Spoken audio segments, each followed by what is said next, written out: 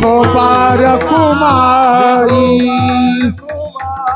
विठोबार कुमारी विठोबार कुमारी विठोबार कुमारी विठोबार कुमारी विठोबार कुमारी विठोबार विठोबार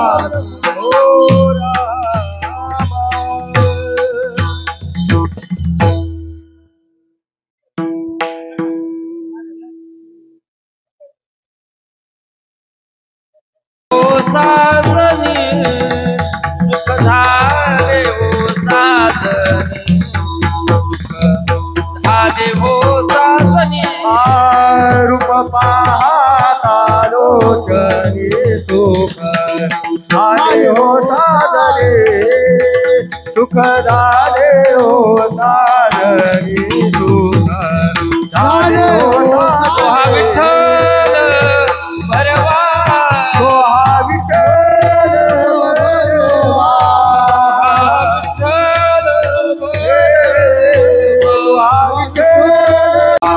माधव भरवा माधव भरवा माधव भरवा तुहा विठ्ठल भरवा तुहा माधव भरवा तुहा माधव भरवा तुहा माधव भरवा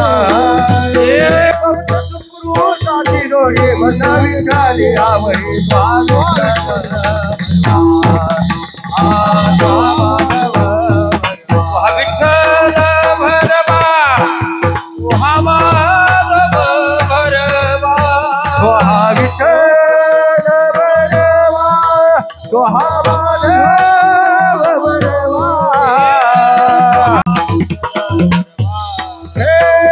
तुहा विठ्ठल भरवा तुहा माधव भरवा तुहा विठ्ठल भरवा भरवा तुहा विठ्ठल भरवा सर्व सुखाचे आगर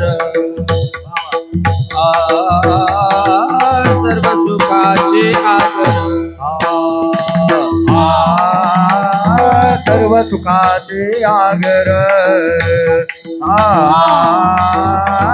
सर्व सुखाचे आगर सर्व सुखाचे आगर आगर सुखाचे आगर सर्व सुखाचे आगर आगर सर्व सुखाचे आगर वापर कुमार देवी मर वापर कुमार देवी मर तुहा विठ्ठल भरवा भरवा तुहा विठ्ठल भरवा बाप रखुमा देवी वर बाप रखुमा देवी वर तो हा विठ्ठल भरवा तो हा विठ्ठल भरवा माधव भरवा तुहा विठ्ठल भरवा तुहा विठ्ठल भरवा तुहा माधव भरवा तुहा माधव भरवा तुहा विठ्ठल भरवा हो तुहा विठ्ठल भरवा जय जय राम कृष्ण हरी जय राम कृष्ण हरी जय जय राम कृष्ण हरी जय जय राम कृष्ण राम कृष्ण हरी जय राम कृष्ण जय जय राम कृष्ण हरी जय जय राम कृष्ण हरी राम कृष्ण हरी जय जय राम कृष्ण हरी जय जय राम कृष्ण हरी जय जय राम हरी जय राम जय राम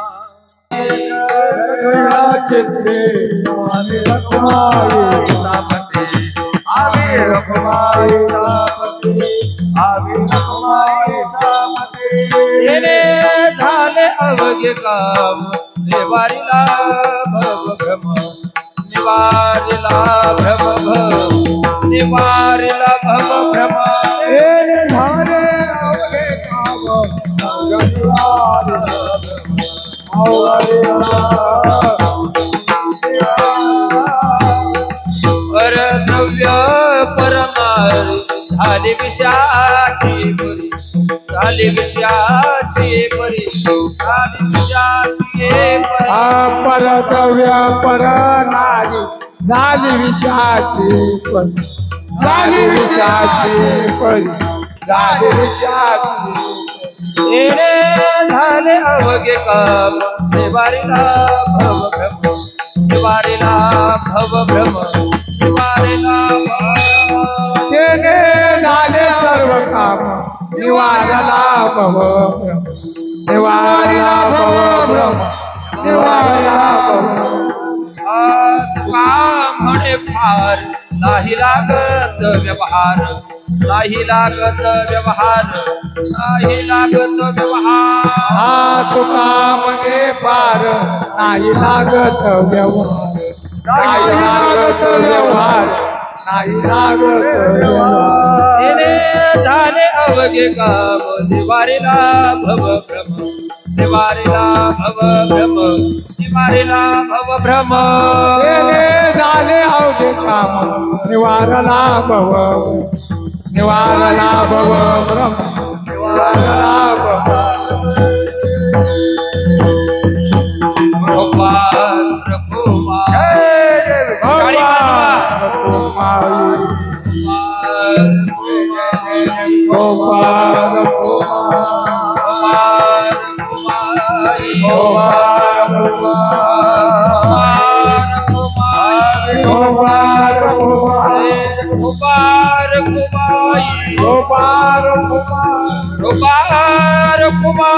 गोपाल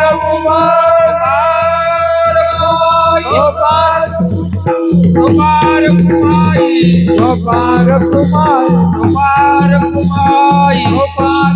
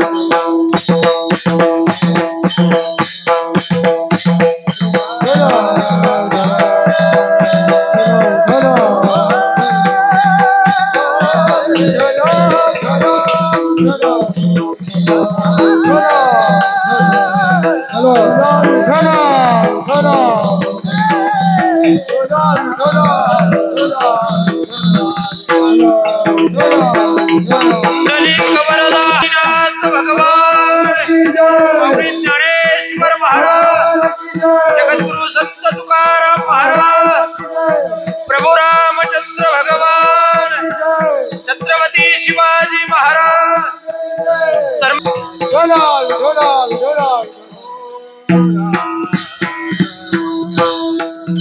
रखुमाईचा पती तेने झाले अवघे काम निवारिला भवभ्रम परद्रव्य परनारी खाली विषाची परी तेने झाले अवघे काम निवारिला भवभ्रम.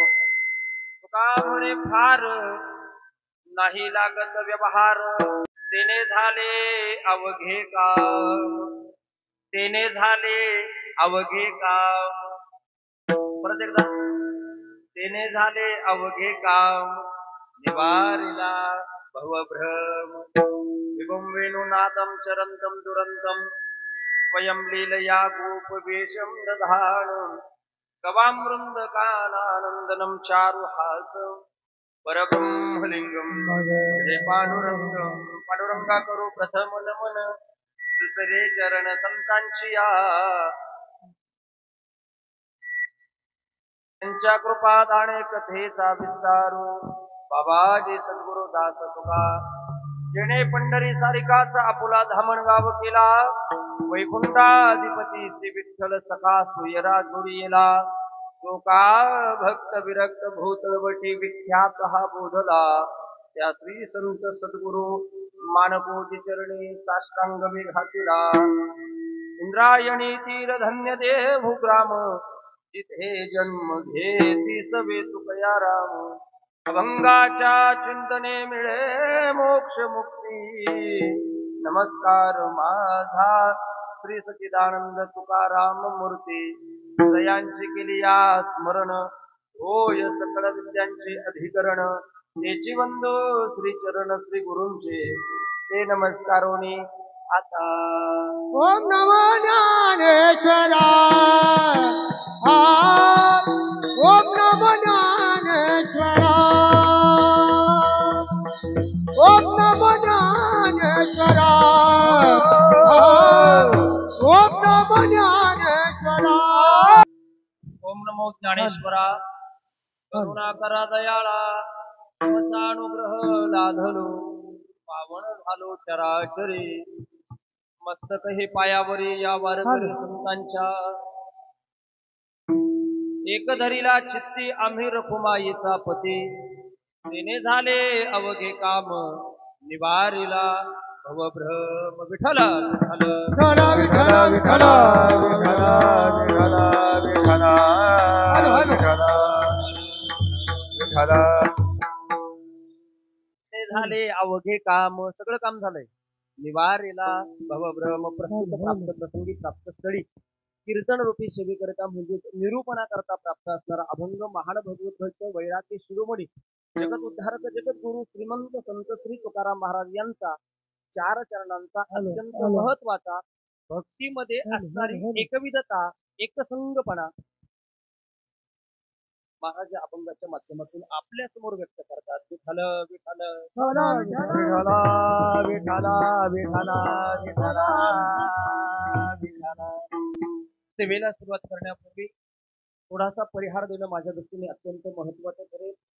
प्रभू परमात्म्याच्या कृपेने साधू संतांच्या आशीर्वादाने प्रातस्मरणीय परमसत्तेय गुरुवर्य श्री एकनाथ बाबा म्हात्रे यांच्या कृपा आशीर्वादाने गेल्या 42 वर्षापासून अखंडपणे अव्याहतपणे न खंडन पडता चालू असलेला आपला हा ज्ञान उत्सव भक्ती उत्सव म्हणा किंवा आपल्या भाषेमध्ये अखंड हरिनाम सप्ताह या 42व्या वर्षातील आजच्या 4थ्या दिवसाची कीर्तनरूपी सेवा समस्त ग्रामस्थ पवित्र भूमीमध्ये असणारे शिरवणेकर सगळ्या ग्रामस्थांच्या माध्यमातून भजनी मंडळाच्या विनंतीवरून आदरणीय हरिभक्त पारायण परमश्रद्धेय प्रातस्मरणीय गुरुवर्य भगवान बाबा सावंत यांच्या आज्ञेनुसार 4थ्या दिवसाची कीर्तन रूपी सेवा आपल्या आणि भगवंताच्या मारुतीरायाच्या आणि भगवान कृष्ण परमात्म्याच्या चरणाची समर्पित करण्याकरता आज मी बरोबर या ठिकाणी अगदी वेळेमध्ये आलो.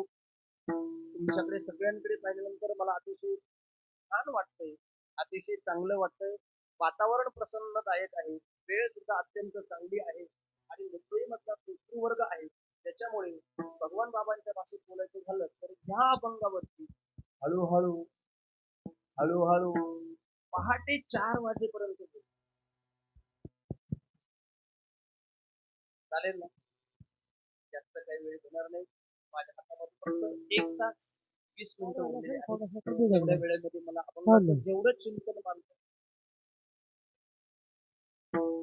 तेवढं मी आपल्या समोर मांडण्याचा प्रयत्न करणार आहे. मी आपल्याला अगोदरच विनंती करेन मी सुद्धा अतिशय दूरवरून प्रवास करून आलोय आणि आपण सुद्धा आपला प्रपंच, आपलं घर, आपलं दार, आपली मुलं, आपलं सगळं सोडून आणि आपला काम करून आपल्या आयुष्यातला बहुमोल वेळ 10 वाजेपर्यंत या ठिकाणी देणार आहात. त्याच्यामुळे माझी तुम्हाला भगवंताच्या साक्षीने प्रार्थना तुमच्या सगळ्यांची करण्याची असेल की आपण आपल्या संपूर्ण इंद्रियांचे सर्वांग करून कीर्तन श्रवण करायचं. येणारे कीर्तनकार सगळेच अतिशय मनापासून आपल्याला या ठिकाणी त्यांच्याकडे असलेला ज्ञानोबा तुकोबारायांचा विचार देण्याचा प्रयत्न करतात. आपण किती आत्मसात करतो हे आता मला थोड्या वेळात कळेल, कारण मी आहे शिक्षक. शिक्षकांना 35 मिनिटाच्या तासामध्ये मुलांचं अनावधान म्हणजे अवधान लक्ष संपूर्ण कुणाकडे करण्याची सवय असते?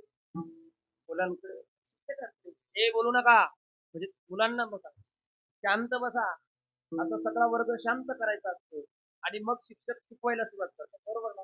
आमच्याकडे गावाला तसं आहे. तुमच्याकडे कसं आहे? मुलं गडबड करतात आणि मग शिक्षक सुरुवात करतात. असं नाही ना कसं आमच्याकडे कसं आहे. त्यामुळे माझी सुद्धा विनंती आपल्याला अशीच आहे. तसा शिक्षक तळमळीने विद्यार्थ्यांना 35 मिनिटाच्या तासामध्ये शिकवतो. तो धडा, तो पॅरेग्राफ, तो टॉपिक त्याच्यापर्यंत व्यवस्थित समजवा. त्याच्याकरता शिक्षक तळमळीने सांगतो की नाही. तसं संत महात्मे सुद्धा आम्हाला सांगतात, अर्भकाचे साठी पंते हाती धरली पाठी तैसे संत जगी क्रिया करून यावी अंगी. त्याच भूमिकेतून मी ज्ञानोबारायांचा विचार माझ्या अल्पमतीप्रमाणे या अभंगाच्या संबंधाने आपल्या समोर मांडण्याचा प्रयत्न करणार आहे. तेव्हा अतिशय गोड साजिरी चांगली व्हावी त्याच्याकरता गायनाच्या साठी करता परम आदरणीय परम सर्व नरही लागत आहेत. त्याचबरोबर मृदंगावरती आदरणीय रुपेश महाराज, तुमचं नाव पहिल्यांदा तुमचं रूप सुंदर आहे, शरीर सुंदर आहे, मृदंग वाजवणं सुंदर आहे. फक्त मीच तुमच्या पुढे छोटा आहे. शरीराने पण छोटा आहे, वयाने पण छोटा आहे. मला सांभाळून घ्या एवढंच मला सांगायचं आहे. ज्येष्ठ श्रेष्ठ सगळी वारकरी मंडळी आहेत, महाराज मंडळी उपस्थित आहेत. माझ्या पाठीमागे 2 चौकदार आहेत. डाव्या बाजूला तुकाराम महाराज म्हणून विनेकरी सुद्धा आहेत. समोरून चित्रीकरण जास्त होते, त्यांचं नाव मला माहिती. वा गजर कीर्तनाचा आणि सोहळा आनंदाचा असे चॅनलवाले या ठिकाणी उपस्थित आहेत. ते चॅनलवाले नाही तर सुंदर पद्धतीने ते वारकरी आहेत. अध्यात्म जीवनाशी त्यांचा जवळचा संबंध आहे. त्यांच्या चेहऱ्याकडे पाहिलं की लक्षात येतं. शिक्षकाला चेहरा ओळखण्याकरता वेळ लागत नाही. आणि माझ्या पाठीमागे तुम्हाला माहिती तर कोण कोण आहे ऐकायचं? पेंद्या, वडच्या, वाकड्या, सुदाम्या, बोबड्या, मधुमंगल पाठीमागे येतात आणि अतिशय सुंदर आहे. टाळ वाजवतायत, तालामध्ये पावली खेळतायत. खरं म्हणजे मी मार्क यांना देणार नाही. मग यांनी त्यांना इथं पाठवलंय. त्या आईवडिलांच्या बाबतीत बोलायचं झालं, धन्य माता पिता तयाचे धन्य माता पिता तयाचे धन्य माता पिता तयाची धन्य माता पिता पुणे कन्या पुत्र होती जे सगळी दयस्त हरित आपली हित दोषे जागेता धन्य माता पिता तयाचिया धन्य माता पिता तयाचिया धन्य माता पिता तयाचिया.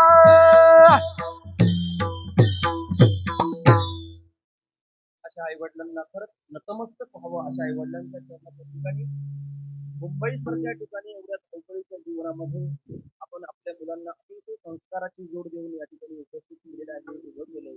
खरोखर आपण धन्यवादास पात्र आहात. मी नुसते धन्यवाद देणार नाही. त्या आई वडिलांनी या मुलांना या ठिकाणी उभं केलंय त्या आई वडिलांच्या चरणाच्या ठिकाणी मी खरंच नतमस्तक होईल. कारण आज काळाची गरज आहे. शिक्षणाने आम्ही प्रगल्भ झालो, श्रीमंत झालो, सुदृढ झालो. शिक्षणाने आम्ही उच्च अवस्थेपर्यंत पोहोचलो. शुद्ध मराठीत बोलायचं झालं तर सुशिक्षित झालो. पण शिक्षणाबरोबर संस्कार मात्र हळूहळू लोप पावत चालले. कुठेतरी मनाला महाराष्ट्रभर फिरत असताना खंत वाटते.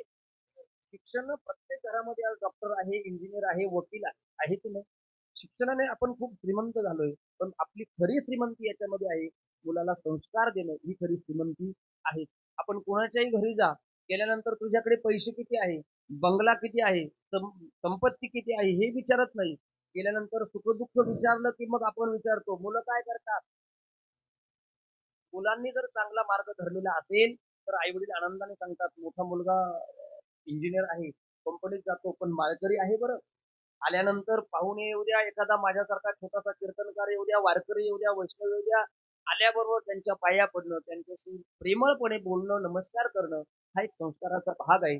आपल्या भारतीय संस्कृतीला फार मोठा वारसा लाभलेला आहे. रामचंद्र प्रभू कृष्ण परमात्मा यांनी सगळ्यांनी आपल्याला फार मोठा आदर्श आणि त्याच मार्गावर पाऊल ठेवून ज्ञानोबा तुकोबारांनी सुद्धा आम्हाला मार्ग दाखवलाय. मार्ग दावून गेले आधी दयानिधी संत ते या भूमिकेतून आपण सर्वजण या ठिकाणी उपस्थित आहात. सगळ्या माता भगिनींच्या चरणाशी विनम्रतेने नतमस्तक होतो. उपस्थित असणारे सर्व वारकरी, वैष्णव, संपूर्ण ज्येष्ठ श्रेष्ठ आलेले सगळी मंडळी, महाराज मंडळी, मृदंगाचार्य सगळ्यांच्या चरणावरती नतमस्तक होतो. माझा आणि तुमची पहिली भेट आहे, पहिला प्रसंग आहे, त्यामुळे मला कुणाची नावं जास्त माहित नाही. त्यामुळे कुणाचं नाव राहून गेलं असेल तर मला क्षमा करा. माझ्या दृष्टीने नाव घेणं महत्वाचं नाही. माझ्या दृष्टीने अभंग अतिशय सुंदर पद्धतीने तुम्हाला जसं लक्षात येईल त्या पद्धतीने अभंग सोडवणं हे महत्वाचं आहे. अभंग सोडवणं म्हणजे अभंग सोडवणं आणि एका बाजूला बोलणं असं नाही बरं. असं नाही. अभंगाला चिकटून चिकटून बोलणे. अभंगाच्या माध्यमातून आपल्या समोर थोडे विचार मांडतो. जगद्गुरु संत तुकाराम महाराजांचा अभंग आहे. अभंग अतिशय सोपा आहे. कदाचित कुणी ऐकला असेल नसेल, आपल्या कानावर आला असेल नसेल, अभंगातला भाव तुकोबाराय व्यक्त करताना बोलतात, देवा आम्ही एकच काम केलं, एक असणारा परमात्मा तो आपल्या पाठीमागे उभा आहे. तो परमात्मा आम्ही आमच्या चित्तामध्ये धारण केला आणि चित्तामध्ये धारण केलेल्या परमात्मा किंवा त्याची केलेल्या भक्तीमुळे, त्याच्या केलेल्या नामस्मरणामुळे, त्याच्या केलेल्या भजनामुळे आमच्या जीवनात दोन परिणाम झाले. पहिला परिणाम सांगितला, तेने झाले अवघे काम, अभंगाचं दुसरं चरण. त्यामुळे संसाराविषयी, प्रपंचाविषयी असणारा जो भ्रम होता अंतःकरणामध्ये, जे अज्ञान होतं ते निरसून गेलं. कुणीतरी तुकाराम महाराजांना विचारलं, महाराज एवढाच परिणाम का? तुकाराम महाराज म्हणाले, याच्यापेक्षा महत्वाचा, चांगला, अतिशय महत्वाचा परिणाम झाला. अभंगाच्या तिसऱ्या चरणामध्ये महाराज म्हणतात, इतरांचं असणारं धन, पैसा आणि इतर असणाऱ्या माता भगिनी त्यांच्याबद्दल आमच्या अंतःकरणामध्ये विषाची भावना, विरक्तीची भावना, वैराग्याची भावना निर्माण झाली, त्यागाची भूमिका निर्माण झाली. हा सगळ्यात महत्वाचा परिणाम झाला. कुणीतरी तुकाराम महाराजांना विचारलं, महाराज एवढे सगळे चांगले परिणाम एक असणाऱ्या परमात्म्याची भक्ती केल्यामुळे जर प्राप्त होत असतील तर त्या परमात्म्याला काही द्यावं घ्यावं लागतं का? काही त्याच्याशी व्यवहार करावा लागतो का? तुकाराम महाराज म्हणाले, त्याला काहीच द्यावं लागत नाही आणि त्याच्याकडून काही घ्यावं सुद्धा लागत. काही द्यावं लागतं का? आजपर्यंतचा इतिहास असा नाहीये. उलट तुकाराम महाराज एका अभंगामध्ये बोलतात, काही न लगे एक भावची कारण तुका म्हणे आण विठोबाची. या अभंगात त्याच भूमिकेने बोलतात, तुका म्हणे फार नाही लागत व्यवहार, परिणाम तेने झाले अवघे काम, निवारिला भवभ्रम विठ्ठल विठ्ठल विठ्ठल विठ्ठल विठ्ठल विठ्ठल विठ्ठल विठ्ठल. थोडस तात्विक भाषेत बोलतो. मुंबईमध्ये आपण नेहमी कीर्तन श्रवण करतात. गावाकडे आम्हाला असे श्रोतृवर्ग मिळतील असं सांगता येत नाही. अभंगातलं पहिलं चरण भक्तीची भूमिका व्यक्त करतं. अभंगातलं दुसरं चरण ज्ञानाची भूमिका व्यक्त करतं. अभंगातलं तिसरं चरण वैराग्याची भूमिका व्यक्त करतं आणि अभंगातलं चौथं चरण कर्माची भूमिका व्यक्त करतं. तुम्ही म्हणाल कसं काय? एक परमात्मा चित्तामध्ये धारण करणं, याचा अर्थ काय? त्याची काय करणं? भक्ती करणं, त्याचं नामस्मरण करणं. त्याचा परिणाम काय? निवारीला भवभ्रम. माणसाच्या अंतःकरणातला भ्रम कधी जातो? एकदा एखाद्या गोष्टीचं ज्ञान झालं की काय होतं? भ्रम निघून जातो. आपल्याला कळावं म्हणून शुद्ध मराठी भाषेत बोलतो, माझा ना त्या त्या वस्तूबद्दल, त्या त्या व्यक्तीबद्दल काय झाला होता? गैरसमज झाला होता. म्हणतात की नाही माणसं, एकदा तो गैरसमज निघाला की माणसाच्या अंतःकरणात ज्ञान प्राप्त होतं, म्हणजे ज्ञानाची भूमिका. तिसऱ्या चरणामध्ये त्यागाची भूमिका आहे. दुसऱ्यांचं धन, दुसऱ्या माता भगिनी त्यांच्याबद्दल आमच्या अंतःकरणामध्ये इच्छा, अपेक्षा, वासना, तृष्णा काहीच राहिली नाही, म्हणजे वैराग्याची भूमिका आहे.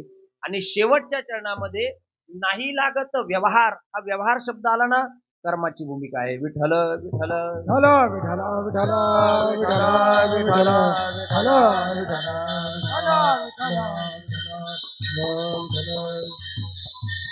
तुकाराम महाराज आणि सगळ्या संतांनी आम्हाला अगदी पहिल्यापासून तर अगदी आजपर्यंत ह्या क्षणापर्यंत सगळ्या संतांनी काय सांगितलं?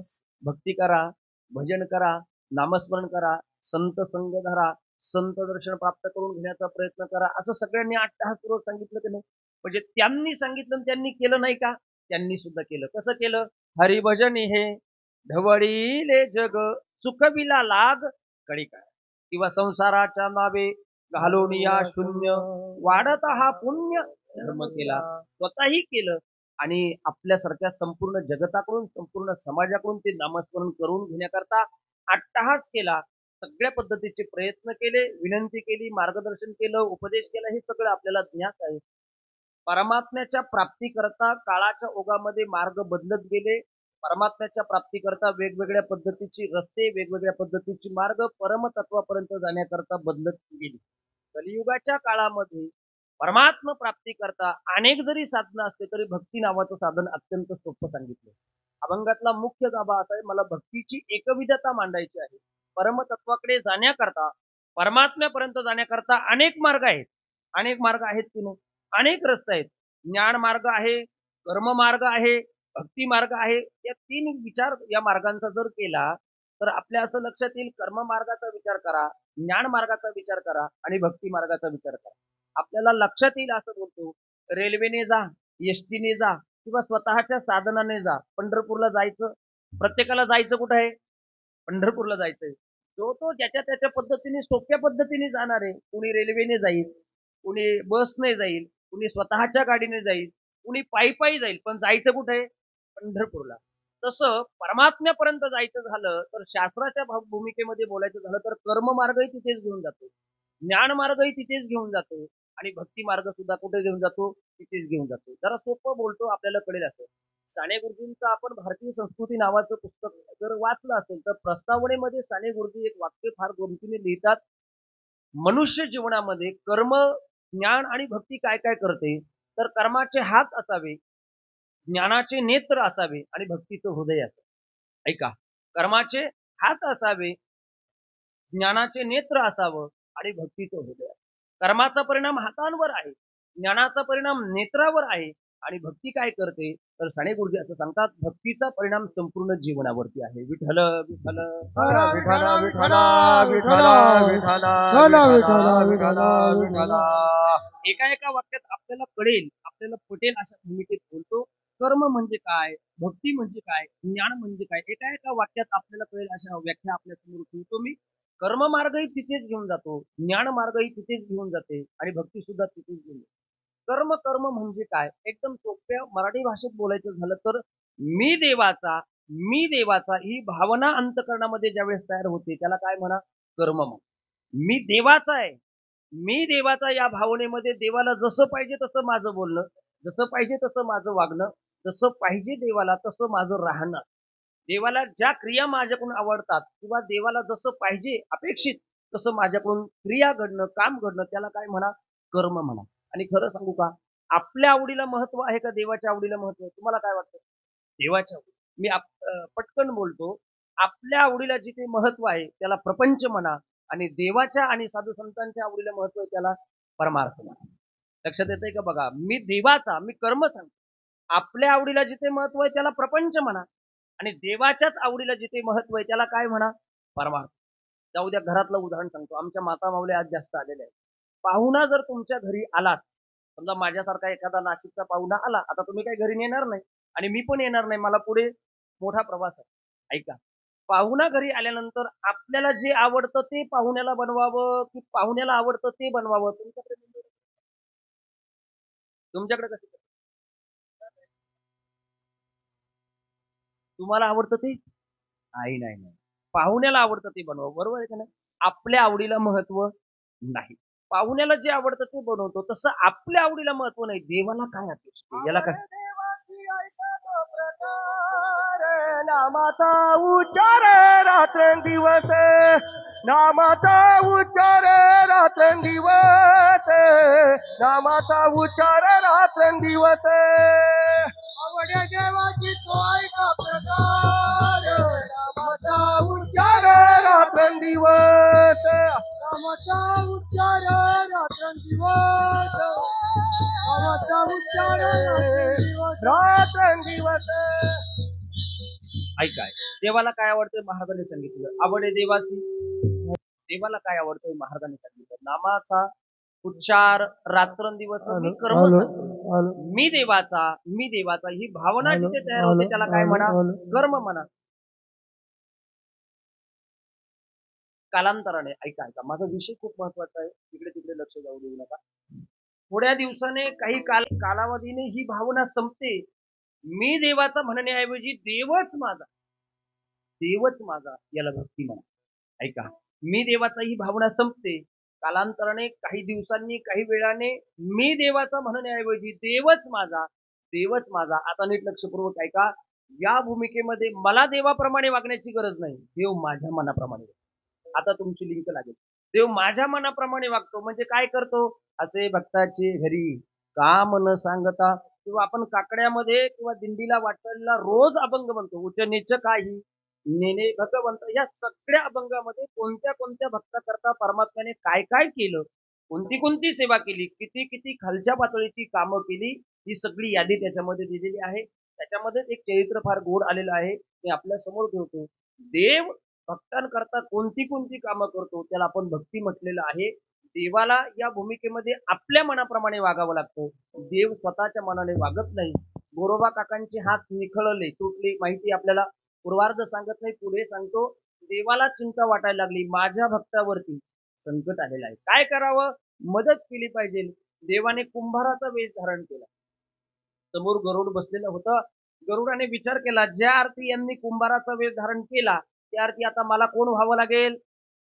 गाढव. 4 पायाचा गाढव व्हावं लागेल. गरुड लगेच म्हणाला देवा मी गाढव व्हायला तयार. देव म्हणाले चालेल. गरुड गाढव झाले पण गाढवांना हाकलण्याकरता कोण लागतं माहिती तुम्हाला. चला कीर्तनाला. गाढवांचं चला कीर्तनाला. उत्सवाचा आज 14 दिवस आहे. चला कीर्तनाला. कुंभारीन लागेल ना. रुक्मिणी माता पाठीमागून धावल्या. देवा मी चालणार नाही का. देव म्हणाले काहीच अडचण नाही. आम्हाला दुसरी बघण्याची गरजच नाही. देव कुंभार झाले. आईसाहेब कुंभारीन झाल्या. वेळ न लावता लगेच तीर्थक्षेत्र तेरडोकीमध्ये आल्या. आपल्याला माहिती गोरोबा काकांची समाधी ती आहे. आल्याबरोबर गावातल्या लोकांना विचारलं गोरोबा काका कुठे राहतात. गावाच्या लोकांनी सांगितलं इथून सरळ. आणि मग सकाळची वेळ होती. दरवाजा लावलेला होता. दरवाजा वाजवला. काकांनी ठोकत्या हातांनी दरवाजा उघडला. आता प्रसंग ऐका. दरवाजा उघडल्याबरोबर कुंभार वेशेतला पांडुरंग परमात्मा म्हणतोय गोरोबा काका आपणच का. हो मीच गोरोबा काका. गोरोबा काकांनी विचारलं तुम्ही कोण. त्याने सांगितलं मी कुंभार आहे. कोण सांगतोय. माझ्या बरोबर गाढव आहे आणि आमचा प्रपंच सुद्धा सोबत आहे. म्हणजे आमच्या मिसेस. बरं काय काम होतं. काही नाही. तुमचे हात निखळले, हात तुटले. तुमच्यावर प्रपंचाच्या दृष्टीने मोठं संकट आहे. गाडगी मडकी रांजण घडवण्याचं काम थांबलेलं आहे. बरं मग तुम्हालाही मदत होईल आणि माझा सुद्धा पोटा पाण्याचा प्रश्न मिटेल. आम्हाला सुद्धा कामाची गरज आहे. असं कोण म्हणतंय. गोरोबा काकांनी काय म्हटलं असं ऐकायचं. तो ते हात जोडले आणि हात जोडल्यानंतर गोरोबा काका वर बघतायत. तेव्हा काय अगदी देवासारखी माणसं पाठवली. तुझीच कृपा ही. कुंभार वेशातला देव म्हणाला मीच आहे. कुणाचे आभार नका मानू.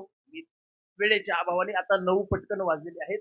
लगेच माती कुठे पाणी कुठे कुठे डेरे मडके बनवायचे सगळं देवाला दाखवलं गोरोबा काकांनी. बंद पडलेलं गोरोबा काकांचं काम सुरू झालं. परिसरामध्ये पंचक्रोशीमध्ये सगळीकडे आनंद निर्माण झाला. कारण तो पूर्वीचा काळ 700 वर्षापूर्वीचा काळ. गाडगी मडक्यावर प्रपंच चालायचा.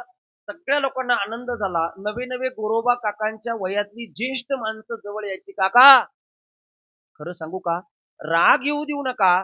पण तुमच्यापेक्षा सुद्धा तुमच्याकडे आलेला कुंभार अतिशय चांगली गाडगी मडकी घडवतो. काय अवघड आहे का. देशाची लोकसंख्या 145 कोटी पार झाली. एक एकासारखं आहे का. जाऊ द्या देश लांब आहे. मुंबई शहर लांब आहे. या मारुतीरायाच्या प्रांगणामध्ये पवित्र दरबारामध्ये आपण एकमेकाकडे बघा बरं. कीर्तनकारासारखा पखवाजा नाही. पखवाजासारखा गायक नाही. आणि गायकासारख्या आमच्या माता भगिनी. अहो त्याला मातीची गाडगी मडकी घडवणं काही अवघड जाईल का. नाही. आपण नेहमी ते भक्तिगीत ऐकतो ना. फिरत्या चाका वरती देशी.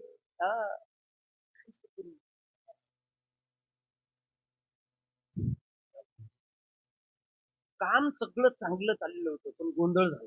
आता ऐका गोंधळ कुठे झाला. ही बातमी आळंदीला माहिती. मुक्ताबाई ज्ञानोबरायांना म्हणतायत, माऊली गोरोबा काकांचे हात तुटलेले आहेत. त्यांच्यावर प्रपंचाच्या दृष्टीने मोठा प्रसंग आहे, दुःखद प्रसंग आहे. आपण त्यांना भेटूया आणि मग पंढरपूरच्या पांडुरंगाला भेटूया, चालेल का माऊली? माऊली म्हणाले, तू म्हणतेस तर काहीच अडचण नाही. चौघही भावंड निघाले. तेर डोकीजवळ लगेच आले. आल्याबरोबर देवाने विचार केला, बापरे बापरे, आळंदीची मंडळी अतिशय हुशार आणि अतिशय ज्ञानी, ही तेव्हापासून बरं का, आतापासून नाही. आळंदीची मंडळी तेव्हापासून हुशार. देवाने गरुडाला सांगितलं, गरुडा आपलं सगळं आता जेवढं सगळं आणलंय ना आपण सोबत, सगळं उचलावं लागेल, पंढरपूर गाठावं लागेल. आळंदीची मंडळी येते, अतिशय हुशार आहे, अतिशय ज्ञानी आहे आणि विशेष म्हणजे आपल्याला ओळखणार आहे. लगेच देवाने संपूर्ण गबाळा जेवढं सगळं आपलं सामान आणलं, उचललं, पंढरपूर गाठलं. इकडे मुक्ताबाई गोरोबा काकांच्या घरी आल्या. काका, दरवाजा उघडला. छोट्याशा मुक्ताबाईंनी गोरोबा काकांच्या गळ्यामध्ये जाऊन रडायला सुरुवात केली. काका, प्रपंचाच्या दृष्टीने विचार करायचा झाला तर तुमचे हात गेले, तुम्हाला आता काम करणं शक्य होणार नाही. काका, एक म्हणता किती परिवार झाले तुमचे? गोरोबा काकांचं चरित्र माहिती ना? काकांचा 2 पायकांचा विस्तार होता, माहित आहे ना? नसेल तर माहित करून घ्या. 2 कसं होणार? प्रपंचाच्या दृष्टीने जर विचार केला तर मोठा प्रसंग आहे. आम्ही असं ऐकलंय काका, ज्याचा प्रपंच फाटका त्याचा परमार्थ सुद्धा, प्रपंच सुद्धा नेटकाच असतो. काका कसं होणार? पण गोरोबा काका होते ते. गोरोबा काका म्हणाले, मुक्ता चिंता करू नको. का चिंता करायचं नाही? त्याचं कारण आहे, आपण ज्याचं अहोरात्र चिंतन करतो तो आपल्या पाठीमागे आहे ना. तुझी चिंता त्याची मागे पुढे उभा राहे सांभाळीत. आणि मग मात्र अगं मुक्ता, अतिशय चांगल्या पद्धतीने एक कारागीर आलाय, एक मजूर आलाय, चांगली गाडगी मडकी घडवतो. आता ती मुक्ता हुशार तल्लक. मुक्ता म्हणाली, कुठे आहे ते? मुक्ताबाईने सगळी गाडगी मडक्यांजवळ गेली. एक एक गाडगं मडकं हातामध्ये घ्यावं आणि प्रत्येकाचं बारकाईने निरीक्षण करावं. आता ऐका, मी भक्ती सांगतोय, मुद्दा विसरू नका.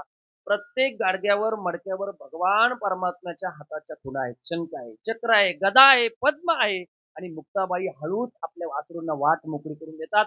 अंतकरण भरून येतं आणि मुक्ताबाई गोरोबा काकांना म्हणतात, काका, तुमच्याकडे आलेला सामान्य कुंभार नव्हता, तुमच्याकडे आलेला विटेवरचा पांडुरंग परमात्मा होता. असं म्हटल्यानंतर काकांनी प्रत्येक गाडगा हातात घ्यावं, प्रत्येक गाडग्याचं निरीक्षण करावं आणि निरीक्षण करता करता शंख आहे, चक्र आहे, गदा आहे, पद्म आहे, देवाच्या हातांच्या खुणा पाहिल्यानंतर आता ऐका, गोरोबा काका म्हणतात, देवा, अरे आमच्या करता तू हे सुद्धा काम करावं का? देवांनी काकांना उत्तर द्यावं, काका, मला तुमच्यासारख्या भक्तांची सेवा करण्यातच समाधान आहे.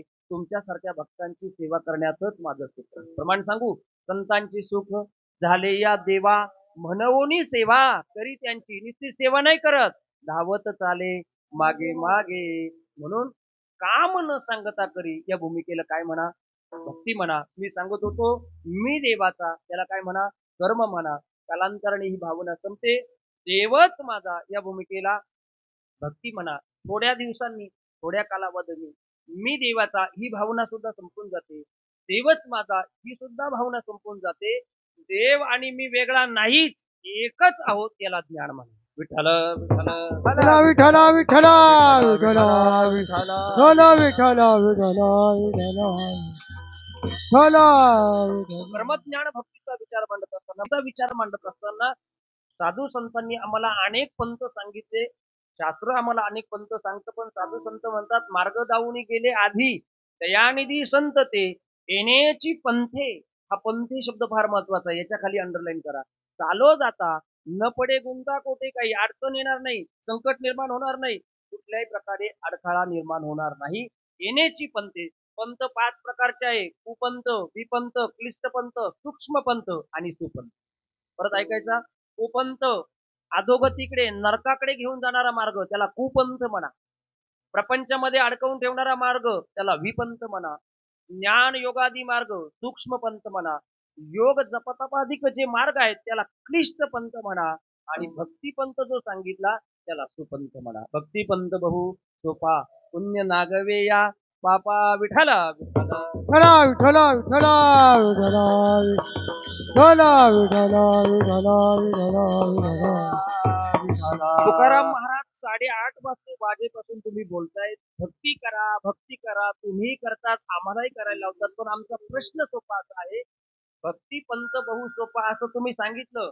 नामसंकीर्तन साधन पायी सोपे असंही सांगतात. पण आमचा एक प्रश्न असा आहे, आम्हाला भक्ती कशाला म्हणायचं? भक्ती शब्दाची व्याख्या सांगा. भक्ती या तत्वाचा अर्थ सांगा. म्हणजे आम्ही भक्ती करण्याकरता काय करू? परामुक्त होऊ, तयार होऊ. तुकाराम महाराज म्हणाले, तुझ्या घरामध्ये ज्ञानेश्वरी असेल, नाथांचं भागवत असेल किंवा तुकाराम महाराजांची गाथा असेल, तर 3 ग्रंथांमधून मी आपल्याला भक्तीची व्याख्या देतो. 3 ग्रंथ. आता मला खरं आणि प्रामाणिक सांगा, आपण पांडुरंगाच्या, मारुतीरायाच्या, कृष्ण परमात्म्याच्या दरबारात आहोत. आपल्या प्रत्येकाच्या घरात 3 ग्रंथ आहे का? जाऊ कमी आहे. सगळ्यांच्या आमचे गुरुजी सांगतात, त्याच्या घरामध्ये ज्ञानेश्वरी गाथा भागवत आहे, मी बोलत नाही बरं पुढचा ऐका, त्यालाच घर मानतात. हे ग्रंथ म्हणजे वारकरी संप्रदायाची प्रस्थानत्रयी आहे. लक्षपूर्वक ऐका, हे ग्रंथ म्हणजे वारकरी संप्रदायाची प्रस्थानत्रयी आहे. अहो, ज्ञानेश्वर महाराज याच्या पुढे बोलतात, रागावून सांगतात, ग्रंथ घरामध्ये असून चालत नाही, ते वाचले पाहिजे, त्यांची सेवा केली पाहिजे. आम्हाला जण्याबाई सांगतात, वाचावी ज्ञानेश्वरी, डोळा पाहावी. ज्ञानेश्वर महाराज म्हणतात, ग्रंथ असून चालत नाही, ते वाचणं सुद्धा महत्वाचे आहे, त्यांची सेवा होणं सुद्धा महत्वाचं आहे. ज्ञानेश्वर महाराजांनी त्याच्याकरता उदाहरण दिलं, नाना अमृताचे समुद्रा बुडीजे, का तोंडा वज्र मिठीले.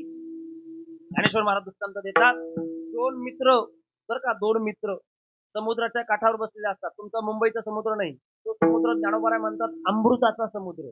अमृत तुल्य चहाचा नाही बरं, अमृताचा समुद्र. त्याच्या काठावर बसलेले असतात. एकाला त्या अमृताच्या समुद्रामध्ये उडी मारण्याची, आंघोळ करण्याची इच्छा होते, लगेच उडी मारतो, आंघोळ करून बाहेर येतो. जो बाहेर असतो तो म्हणाला, काय रे, कुठे गेला होता? जो आंघोळ करून आला ना, तो म्हणाला, तुला दिसत नाही का, अमृताच्या समुद्रामध्ये मी आंघोळ करून आलो. आता ऐका, मग जो बाहेर होता ना, तो म्हणाला, काय भाग्यवान आहेस, अमृताच्या समुद्रामध्ये उडी मारली, याचा अर्थ अमृत तुझ्या तोंडात गेलं असेल. अमृत तोंडामध्ये गेल्यानंतर याला मरण येईल का? अमृत काय करतं? अमर करतं. तो म्हणाला, तुझ्या एवढा वेडा आहे का मी? अमृताच्या समुद्रात उडी मारली, पण मी मात्र तोंड घट्ट बंद करून ठेवलं. उपयोग आहे का? ज्ञानेश्वरी गाथा भागवत घरात नाही असं नाही, पण जर ते वळकटीवर वळकटी, कपड्यात कपडे घालून ठेवले असेल तर उपयोग आहे का? बांधून ठेवून उपयोग नाही. त्याची रोज नित्यनेमाने सेवा झाली पाहिजे. नाही आपल्याला धावपळीमध्ये जमलं तर कमीत कमी रोजच्या 5 ओव्या, नाही 5 ओव्या जमल्या तर एखादी ओवी. नामदेव महाराज तेच सांगतात ना, एक तरी ओवी. हे कोण सांगतं? नामदेव महाराज. मी म्हणून याच्या पुढे जाऊन सांगू का? नाहीच वाचणं झालं तर मला असं वाटतं, नाहीच वाचणं झालं तर ज्ञानेश्वर महाराजांची ज्ञानेश्वरी असेल, गाथा असेल, नाथांचं भागवत असेल, आपण रोज काही ना काही काम करायला बाहेर ज्यावेळेस पडतो घराच्या, त्यावेळेस त्या ज्ञानेश्वरीचं, त्या गाथ्याचं, त्या भागवताच्या चरणावर नतमस्तक त्या ग्रंथावर व्हा. तुम्हाला कधीच चुकीची वेळ येणार. विठ्ठल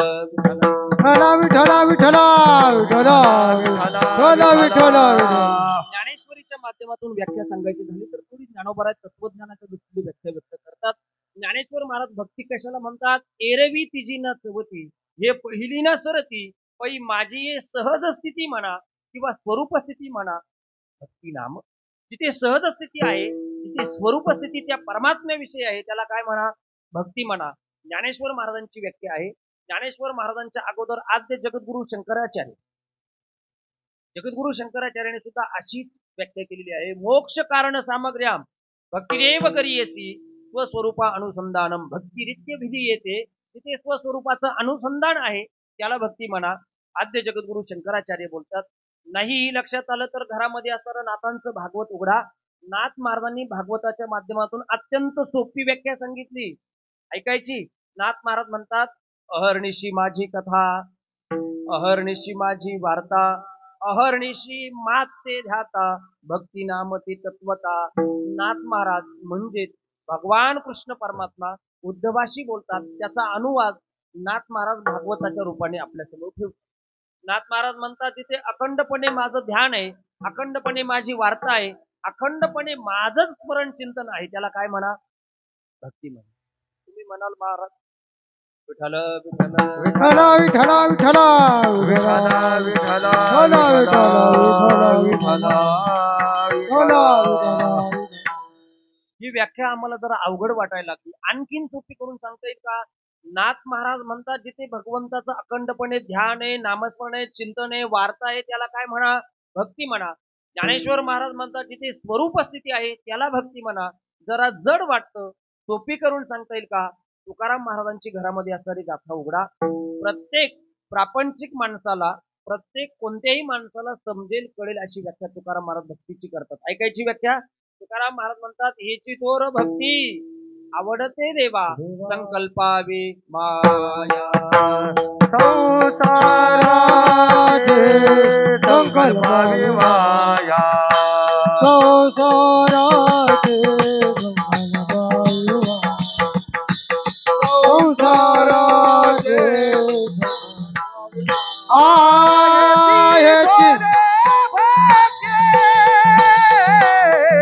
आवडती देवा संकल्पावी माया. संसाराची हेची थोर भक्ती आवडते देवा पावी माया.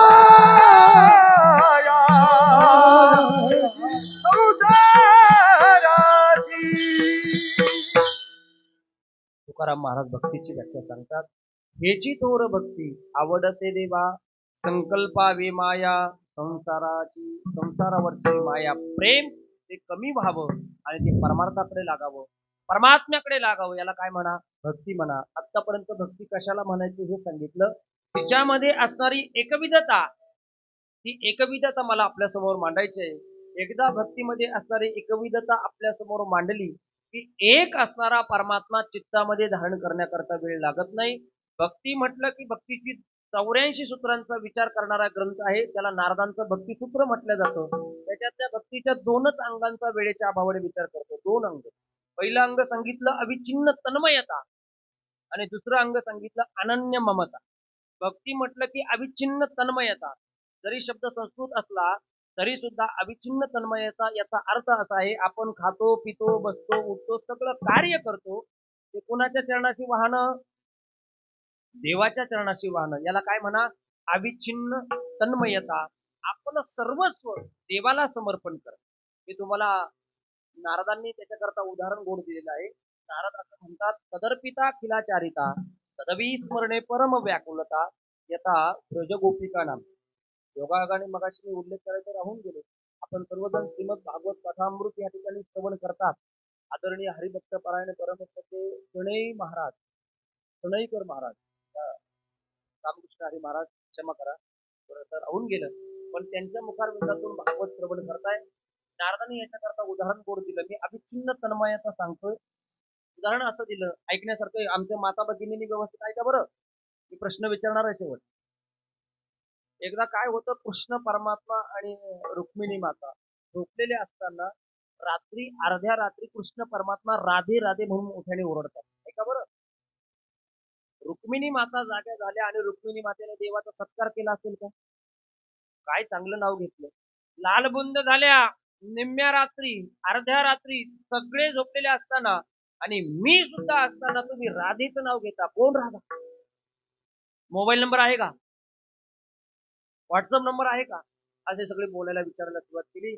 देवाशी भांडायला सुरुवात केली. 9:15 वाजून गेले. देवाने सांगितलं भांडू नको. सकाळी उठल्यावर तुला का राधेचं नाव घेतलं आणि निम्म्याच रात्री का घेतलं तुला सांगतो. तू आता माझ्याशी भांडू. रुक्मिणी माता ऐकायला तयार नाही. देवाने कसं तरी समजावलं. हे बघ, आपण मोठ्या शहरामध्ये राहतो. शेजारच्यांनी जर भांडण ऐकलं तर नावं ठेवतील बरं. भांडणं करणं चांगलं नाही. कसं तरी समजावलं. रुक्मिणी मातेला झोप नाही. देव निवांत झोपले. रुक्मिणी मातेला कधी दिवस उगवतोय, दिवस उगवलं. देवाला उठवलं. उठा. कोण राधा? का नाव घेतलं? मी असताना राधेचं नाव घेता पटतं का तुम्हाला? शेवटी देवाला जरा राग आला. रुक्मिणी मातेचा हात धरला, यमुनेच्या तीरावरती आणलं. यमुनेच्या तीरावर आणल्याबरोबर आता देवच चतुर राहतो. यमुनेला महापूर आलेला होता आणि यमुनेच्या काठावरती लांब दूरवर राधा भजन करत होती. कोण? राधा. काय भजन करत होती? श्रीकृष्ण जय कृष्ण, श्रीकृष्ण जय कृष्ण. सतत भजन करणारे राधा देवाने पाहिली. देवाने राधेला आवाज दिला, राधे. गेला बरं का आवाज, राधेपर्यंत आवाज. ती तिथेच होती. राधेला आवाज दिला, राधेनं माघारी पाहिलं. माघारी पाहिल्यावर राधा मनात काय विचार करते ऐका. राधा म्हणाली, योगी जपी तपी साधू संन्यासी यांच्या स्वप्नात न येणारा आज स्वतःहून आवाज देतोय, काय भाग्य. आपलं भाग्य उदयाला आलं. रामायणामध्ये सुद्धा वालीचे उद्गार आहे. मरणासन्न स्थितीला असताना जन्म जन्म मुनी जतन कराई, अंत काल प्रभू काही आवत नाही. योगी यांच्या ध्यानी किती प्रमाण सांगू तुम्हाला. ज्ञानोबा राय म्हणतात, योगी या दुर्लभ हो मी आदेश दिला. असा परमात्मा स्वतःहून आवाज येतोय म्हटल्यावर राधा मागं पुढं पाहत नाही, देवाच्या दिशेने धावायला सुरुवात करते. देवाने सुद्धा रुक्मिणी मातेचा हात लगेच सोडतात, झटकून देतात आणि देव सुद्धा राधेच्या दिशेने धावायला सुरुवात करतात. आणि धावता धावता दोघ जण एकदम जवळ येतात. राधा आणि भगवान परमात्मा कडकडून मिठी मारतात. मला तुम्हाला विचारायचंय, रुक्मिणी मातेला फार आनंद झाला असेल ना. रुक्मिणी माता लालबुंद झाल्या. आता त्या भांडायला लागल्या, पण त्या कशा भांडल्या मला मुळात भांडता येते. तेव्हा मी विचारते, राधेचं नाव का घेता तुम्ही, इथे आल्यानंतर हिला मिठी मारता माझ्या समोर, हे बरोबर नाही. आणि भांडता भांडता मग देवच तो.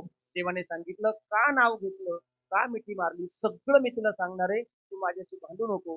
देवाने महापूर आलेल्या यमुनेच्या पात्रावर दोरी निर्माण केली. दोरी सांगितलं, तुमच्या दोघींची परीक्षा घेणार आहे. परीक्षेमध्ये जो पास होईल त्याला उत्तर देण्याची गरज नाही. रुक्मिणीला सांगितलं, आई साहेबांना अगोदर तुझी वेळ आणि नंतर राधेला चान्स. रुक्मिणी माता म्हणाली, काहीच हरकत नाही, काय परीक्षा घ्यायची ती घ्या, पण राधेचं नाव का घेतलं हे सांगावं लागेल. आणि मग मात्र देवाने शेजारच्या कळवणीतून एक हंडा घेतला. हंडा कळतो ना, हंडा हंडा सोन्याचा असतो, स्टीलचा हंडा. हंडा घेतला, हंडा पाण्याने भरला. रुक्मिणी मातेला सांगितलं, हंडा डोक्यावर घ्यायचा, दोरीवरून ह्या कडेवरून त्या कडेवर आणि त्या कडेवरून ह्या कडेवर चालत जायचं आणि चालत यायचं. रुक्मिणी माता म्हणाली, काहीच अडचण नाही. आणि मग रुक्मिणी माता हंडा डोक्यावर घेतला, निघाल्या. कशा तरी यमुनेच्या अर्ध्या पात्रापर्यंत आल्या. पाणी पाहिलं, डोळे मोठे मोठे झाले, मांड्या विठ्ठल विठ्ठल म्हणायला लागल्या. तोल गेला, खाली पडला. खाली पडल्याबरोबर देवानं वाहत जाणाऱ्या रुक्मिणी माता कशा तरी वर काढल्या. आता शांत बसावं ना, कुणी शांत बसतात. मी रुक्मिणी मातेचं सांगतो, शांत. रुक्मिणी माता म्हणाल्या, देवा हीच परीक्षा राधेची घ्या बरं. देव म्हणाले, राधेची परीक्षा घेतो, ती कशी चांगल्या मार्काने पास होते, मेरिट लिस्ट मध्ये कसा तिचा नंबर लागतो तुला दाखवून देतो, तू काळजी. अगोदर तुझी पाळी केली, अगोदर तुला चान्स दिला, तुला संधी दिली. तुला जर संधी दिली नसती तर तू काय म्हणाली असती, देवा हे मला सुद्धा जमलं असतं, पण तुम्ही मला संधी दिली. व्यवहारात होतं, एखाद्या घरातल्या शेजारच्या मुलीचा एखाद्या चांगल्या कॉलेजला नंबर लागला तर शेजारची माणसं काय म्हणतात, त्यांचा वशिला होता, त्यांच्याकडे पैसा होता म्हणून त्यांचं मोठ्या कॉलेजला काम झालं. आमचं मात्र तसंच राहून म्हणतात. व्यवहारिक जीवनामध्ये होतं. नाही व्यवहाराचं लक्षात आलं, तुम्ही रामायणामध्ये माझ्या बरोबर चला.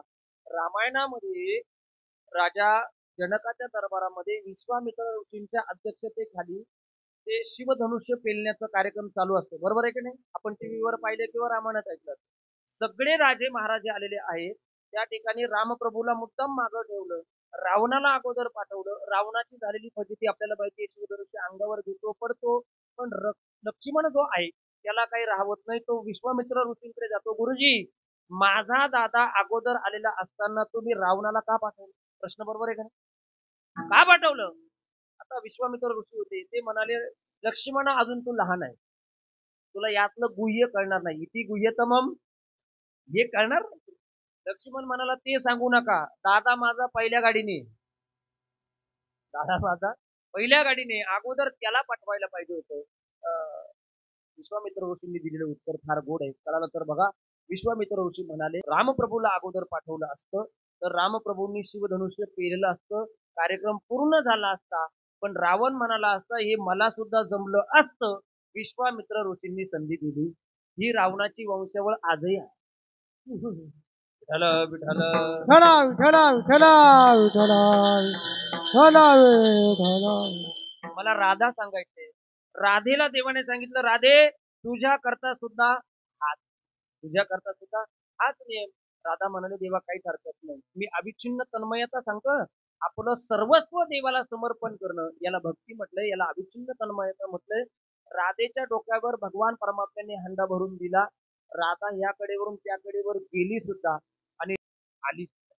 आता तरी रुक्मिणी मातेने शांत राहावं. रुक्मिणी माता म्हणाली राधे गेली कशी, आली कशी? दोरीवरून चालत जायचंय, दोरीवरून चालत यायचंय. माणसांना रस्त्याने नीट चालता येते. किती कळालं तुम्हाला?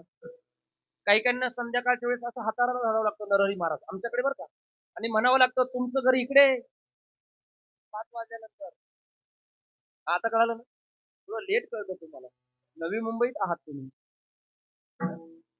राधे माणसांना रस्त्याने व्यवस्थित चालता येत नाही. तू दोरीवरून गेली, दोरीवरून आली, यमुनेला महापूर आलेला आहे, हंडा डोक्यावर आहे. आता उत्तर नीट ऐका, उत्तर ऐकलं तर तुम्हाला कथा समजेल.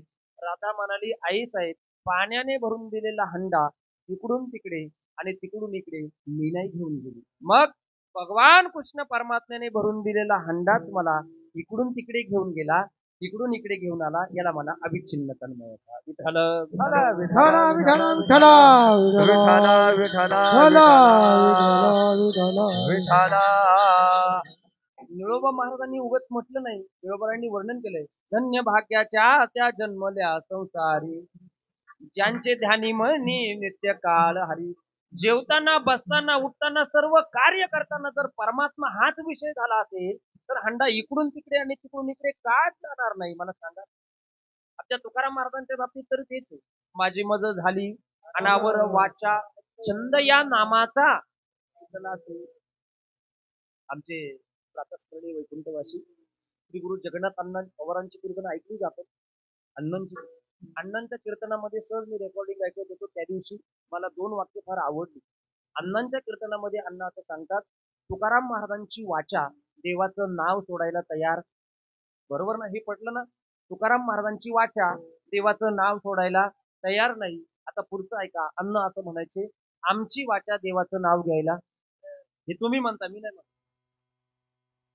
आमची वाचा देवाचं नाव घ्यायला. पण पुढचा परिणाम ऐका, तुकाराम महाराजांच्या वाटेनं सतत देवाचं नामस्मरण केलं, त्याचा परिणाम असा झाला, तुकाराम महाराजांना नेण्याकरता प्रत्यक्षात परमात्म्याला यावं लागलं.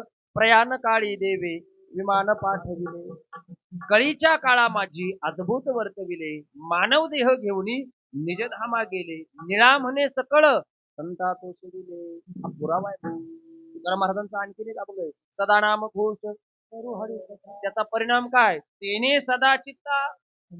इथला सदा शब्द महत्वाचा बरं का. सदा, सदा याचा अर्थ मराठी भाषेत काय, सतत, सारखं सारखं. बरोबर की नाही? तुम्ही जर सतत सारखं जर देवाचं नामस्मरण केलं तर तुम्हाला सतत समाधान मिळेल. पण तुम्ही त्याच्या सदाच्या विरोधात शब्द काय माहिती का, कदा.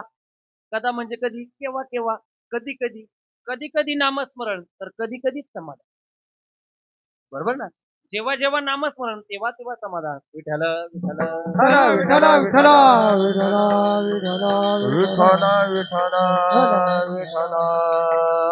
अविच्छिन्न तन्मयता लक्षात आलं. पुढचा मुद्दा आहे माझा, अनन्य ममता. अनन्य ममता याचा अर्थ सांगत असताना नारद मुनी आपल्याला असं सांगतात, अन्य आश्रयाणाम त्यागो किती अनन्यता. मानवी जीवन जगत असताना आपल्याला 5 प्रकारचे आश्रय चिकटलेले असतात. त्यांचा त्याग झाला की परमात्मा चित्तामध्ये धारण करण्याकरता वेळ लागत नाही.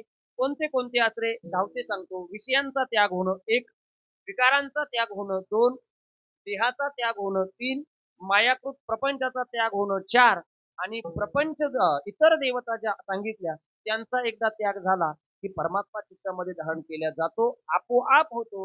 विषयांचा त्याग होणं, विषय विस्ताराने वाढेल, माझ्याकडे वेळ अतिशय कमी आहे. पण विषय कोणते आहे, शब्द स्पर्श रूप रस. 5 विषयांचा विचार करत असताना ज्ञानेश्वर महाराजांची ओवी सगळ्यांची ऐकली, येतो विषयांची दाट झाली, माझी कामक्रोधांची चांचडी. याचा त्याग आपल्या अंतकरणामध्ये किंवा आपल्या जीवनामध्ये झाला पाहिजे. विषयांचा त्याग होणं 1. दुसरा त्याग सांगितला विकार.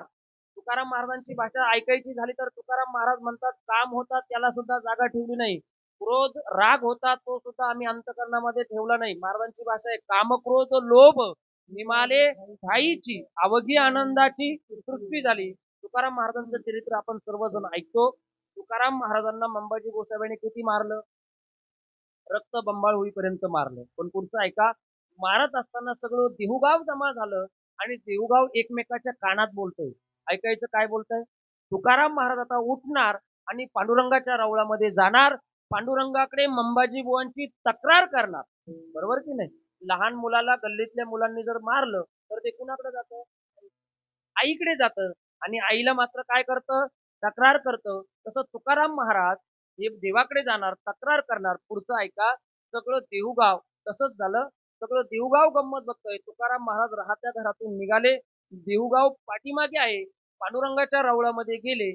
पांडुरंगाच्या रावळामध्ये गेलेले तुकाराम महाराज काय सांगतात? प्रत्येकाला तळमळ आहे. प्रत्येक ऐकण्याकरता उत्सुक आहे. तुकाराम महाराज पांडुरंगाच्या रावळामध्ये गेल्यानंतर पांडुरंगाच्या चरणावरती नतमस्तक होतात. नतमस्तक झालेले तुकाराम महाराज पांडुरंगाकडे बघून विनयाने बोलतात, देवा, मंबाजी गोसाबेने मला मारलं, ही तक्रार घेऊन मी तुझ्याकडे आलो. मग कशा करता गेले तुकाराम महाराज? तुकाराम महाराज म्हणतात, देवा, मी याच्याकरता तुझ्याकडे आलोय. मंबाजी गोसावी ज्यावेळेस मला मारत होते तेव्हा त्यांच्याबद्दल माझ्या अंतःकरणामध्ये राग निर्माण होऊ दिला नाही, क्रोध निर्माण होऊ दिला नाही. ही तुझी कृपा आहे हे सांगण्याकरता. विठ्ठल विठ्ठल विठ्ठल विठ्ठल विठ्ठल विठ्ठल विठ्ठल विठ्ठल विषयांचा त्याग होणं, विकारांचा त्याग होणं. तिसरा विकल्प सांगितला देहाचा त्याग होणं. महाराज सगळ्या संतांना विचार करा, देहाबद्दल असणारी आसक्ती अपेक्षा आता का राहिली नाही? त्याचं कारण असं आहे, हा देह कसा आहे? नाशिवंत आहे. बरोबर की नाही? आपण नेहमी सगळी प्रमाण वचन आपल्याला माहिती आहे. शांती ब्रह्म एकनाथ महाराजांना विचारलं, महाराज म्हणतात, हा देह मी माझा म्हणत नाही. ज्या देहाला आपण किंवा देह संबंधित नातेवाईक, देह संबंधित सगळ्या ज्या गोष्टी आहेत माईक, त्या सगळ्यांना आपण काय म्हणतो? माझं आणि मी म्हणतो. पण नाथ महाराज म्हणतात, या देहाला मी माझं म्हणत नाही. मग नाथ महाराजांना विचारलं, का म्हणत नाही? नाथ महाराज म्हणतात, हा देह सार्वजनिक आहे. कसा आहे? सार्वजनिक आहे. एखादी सार्वजनिक वस्तू जी असते ती पुन्हा एकट्याच्या मालकीची असते का? समजा आता हे जे मंदिर आहे, हे मंदिर जर मी दत्ता काका पाटील यांचं आहे असं म्हटलं तर जमेल का? सार्वजनिक वस्तू ती सार्वजनिक. समजा एखादी शाळा आहे, शाळा एकट्याच्या शिक्षकांची असते का? सगळ्यांची. पाण्याची टाकी नगरसेवकाची असते का? नाही. पाण्याची टाकी संपूर्ण सगळ्यांची असते. तसा हा देह सुद्धा नाथ महाराज म्हणतात सार्वजनिक आहे. या देहाला मी माझा देह म्हणतच नाही. नाथ महाराजांना विचारलं, कसा सार्वजनिक? नाथ महाराज त्याचं वर्णन गोड करतात. आई मुलाच्या संबंधाने म्हणते देह माझा. नीट ऐका, लक्षपूर्वक ऐका बरं. वडील म्हणतात देह माझा आहे. थोडासा मोठा झाला, बहीण भाऊ झाले की ते काय म्हणतात? देह माझा आहे. आणखीन मोठा झाला, मित्र परिवारामध्ये गेला का मित्रत्वाच्या नात्यानं काय म्हणतात? देह माझा आहे. आणखीन मोठा झाला, स्वतःच्या नशिबाने आई वडिलांच्या आशीर्वादाने झालंच, आता फार अवघड आहे. कळतंय ना तुम्हाला? झालंच समजा, येणारी बायको काय म्हणते? देह माझा आहे. बरोबर का नाही? 4-2 वर्षांनी मुलं झाली, मुलं काय म्हणतात? देह माझा आहे. शेवटची 2 वाक्य सांगतो, लक्षात आली तर बघा. देहामध्ये असणारा जीवात्मा तो सुद्धा काय म्हणतो? देह माझा आहे. आणि चितेवरचा जळणारा अग्नी तो सुद्धा काय म्हणतो? देह माझा. शांती ब्रह्म एकनाथ महाराज म्हणतात, एवढे जर सगळे देहाचे वाटेकरी असतील तर मी तरी का म्हणावं? देह माझा. देहाचा त्याग, अन्य आश्रयांचा त्याग होणं, देहाचा त्याग होणं. चौथा त्याग सांगितला, मायाकृत प्रपंच. माया ही खोटी आहे. माया जी नाही ती भासवते. तो प्रपंच आहे ना, तो प्रपंच कसा आहे? खोटा आहे. तुकाराम महाराज म्हणतात, त्यांचं वर्म आमच्या लक्षात आलं. जे जे कर्म धर्म तुका म्हणे त्यांचे कळले आम्हाला आम्हा वर्म. जे जे कर्म धर्म नाशिवंत. हा प्रपंच कसा आहे? खोटा आहे. याच्यापासून निर्माण होणाऱ्या वस्तू त्या सुद्धा खोट्या सांगितल्या. त्याच्यामुळे प्रपंचाचा त्याग म्हणजे अन्य आश्रयांचा त्याग. शेवटचं प्रमाण नाथ महाराजांचं सांगतो. नाथ महाराज या प्रपंचाला, संसाराला खोटा म्हणतात. सांगू प्रमाण, एका जनार्दनी संसार हा खोटा, पण पुढचं ऐका, नामस्मरण करा मग नाही तोटा. तुम्ही नामस्मरण केलं की तोटा नाही, पण प्रपंच मात्र कसा आहे? खोटा आहे. प्रपंचाचा त्याग, देहाचा त्याग, विकारांचा त्याग, विषयांचा त्याग आणि इतर देवता ज्या सांगितल्या त्यांच्याबद्दल तुकाराम महाराजांनी स्पष्ट शब्दात निषेध व्यक्त केला. तुकाराम महाराजांची नाटकी अभंग जर श्रवणात आली, वाचली असेल तर त्याच्यात म्हणतात, शेंदरी हेंदरे दैवते कोण ती पुती भूती केते, आपुल्या पोटाजी रडते मागते शिते. अहो जे स्वतः अतृप्त आहेत, स्वतः जे दुःखामध्ये आहेत ते आपल्याला काय तृप्त करणार? जे स्वतः उपवासी आहे ते आपल्याला पोट भरून देतील का? ते स्वतः दुःखात आहे ते आपलं दुःख घालवतील का? अजिबात नाही. ते स्वतः अपूर्ण आहे ते आपल्याला पूर्णत्वाला नेणार नाही ना. पण या 5 आश्रयांचा त्याग झाला रे झाला की तो एक असणारा परमात्मा चित्तामध्ये धारण केला जातो. अभंगाचं पहिलं एक धरिला चिती, एक धरिला चिती, एक धरिला चिती, एक धरिला चिती, एक धरिला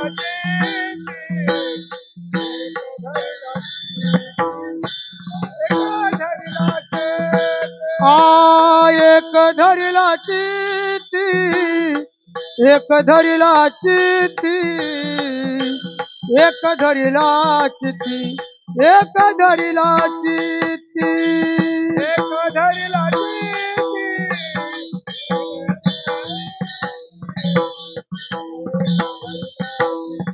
एक धरिला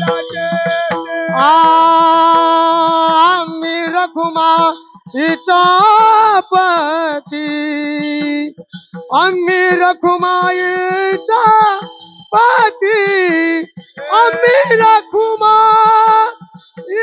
पती, आम्ही रखुमाईचा पती, तेने झाले अवघे काम, तेने झाले अवघे काम, तेने झाले अवघे काम, तेने झाले अवघे काम,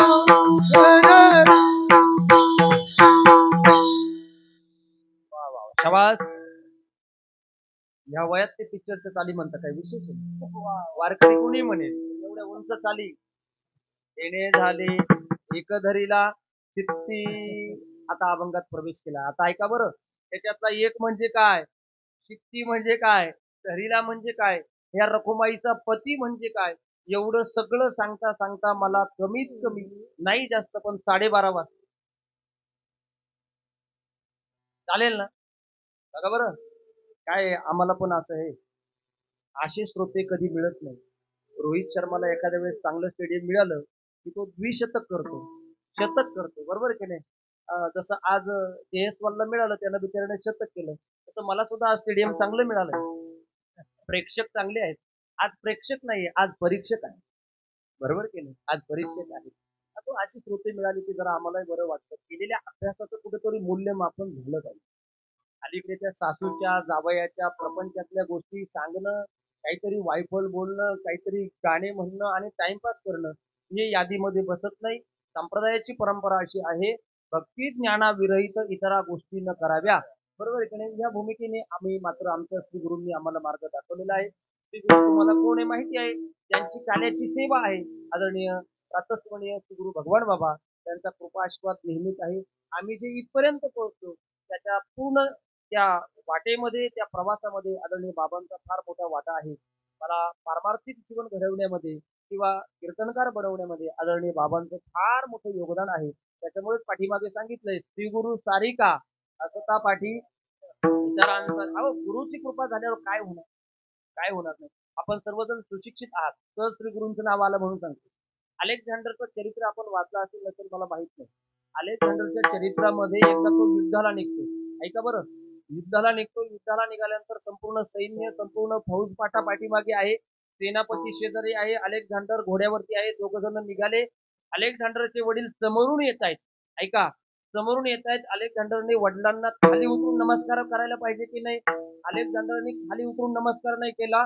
घोड्यावर उभं राहूनच, घोड्यावर बसूनच नमस्कार केला. पुढे निघाले. वडिलांनी सुद्धा घोड्यावरूनच आशीर्वाद दिला. सेनापतींनी मनात विचार केला, काय राज्याबद्दल यांना तळमळ आहे, वडिलांचं दर्शन घेण्याकरता सुद्धा खाली उतरू नये, काय तळमळ असेल. निघाले पुढे. काही अंतर चालून गेले. काही अंतर चालून गेल्यानंतर एक फक्कड, एक अतिशय फक्कड महात्मा, असा साधू, कपडे सगळे विस्कटलेले, अंगावरती कपडे व्यवस्थित नाही, जटा वाटलेल्या, दाढी वाटलेली, पायात चपला नाही, छोटस एक कमंडलू आहे.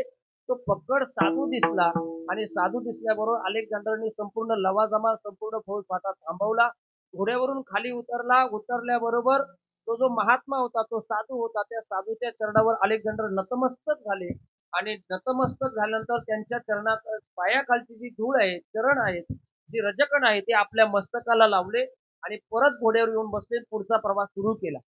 त्या साधूने अलेक्झांडरकडे पाहिलं सुद्धा नाही. पण पुढचं ऐका. सेनापतीला मोठा प्रश्न पडला. सेनापती मनात विचार करतोय, काय राजाला म्हणावं? मगाशी जन्म देणारे वडील आले तर घोड्यावरून नमस्कार केला. आता हा फक्कड साधू याच्याकडे गेले, नतमस्तक झाले, चरणाची माती लावली. या साधूने साधं पाहिलं सुद्धा नाही. सेनापतीला काही राहावं नाही. सेनापतींनी विचारलं, असं का केलं राजे तुम्ही? मगाशी वडील आले, घोड्यावरून नमस्कार केला, वडिलांनी घोड्यावरून आशीर्वाद दिला. हा फक्कड साधू तुमच्याकडे पाहत नाही. तुम्ही एवढे मोठे राजे. त्या साधूच्या चरणावर नतमस्तक झाले. त्यावेळेस अलेक्झांडरने दिलेलं उत्तर जे आहे ते उत्तर सुवर्ण अक्षरामध्ये लिहिण्यासारखं आहे. ऐका, अलेक्झांडरने उत्तर असं दिलं, मगाशी जे आले, ज्यांचं मी घोड्यावरून दर्शन घेतलं, ते माझे वडील आहेत आणि मी घोड्यावरून खाली उतरून ज्यांचं दर्शन घेतलं, ते माझे कोण आहे? श्रीगुरु आहे. पुढचं ऐका, ते माझे श्रीगुरु आहे, त्यांच्या चरणाशी मी नतमस्तक झालो. पण दोघांचे उपकार सांगत असताना सेनापती महाराज ऐका, माझ्या वडिलांनी मला स्वर्गातून खाली आणलं, हे माझ्या वडिलांचे उपकार आहे. ऐका बरं, माझ्या वडिलांनी स्वर्गातून मला खाली आणलं, हे वडिलांचे उपकार आहे. पण माझ्या श्रीगुरूंनी मृत्यू लोकातच इथे याच मातीवर स्वर्ग निर्माण केला, हे गुरुचे, हे श्रीगुरूंचे उपकार आहे. त्या गुरूंचं नाव आहे डायोजिनियस. विठ्ठल विठ्ठल विठ्ठल विठ्ठल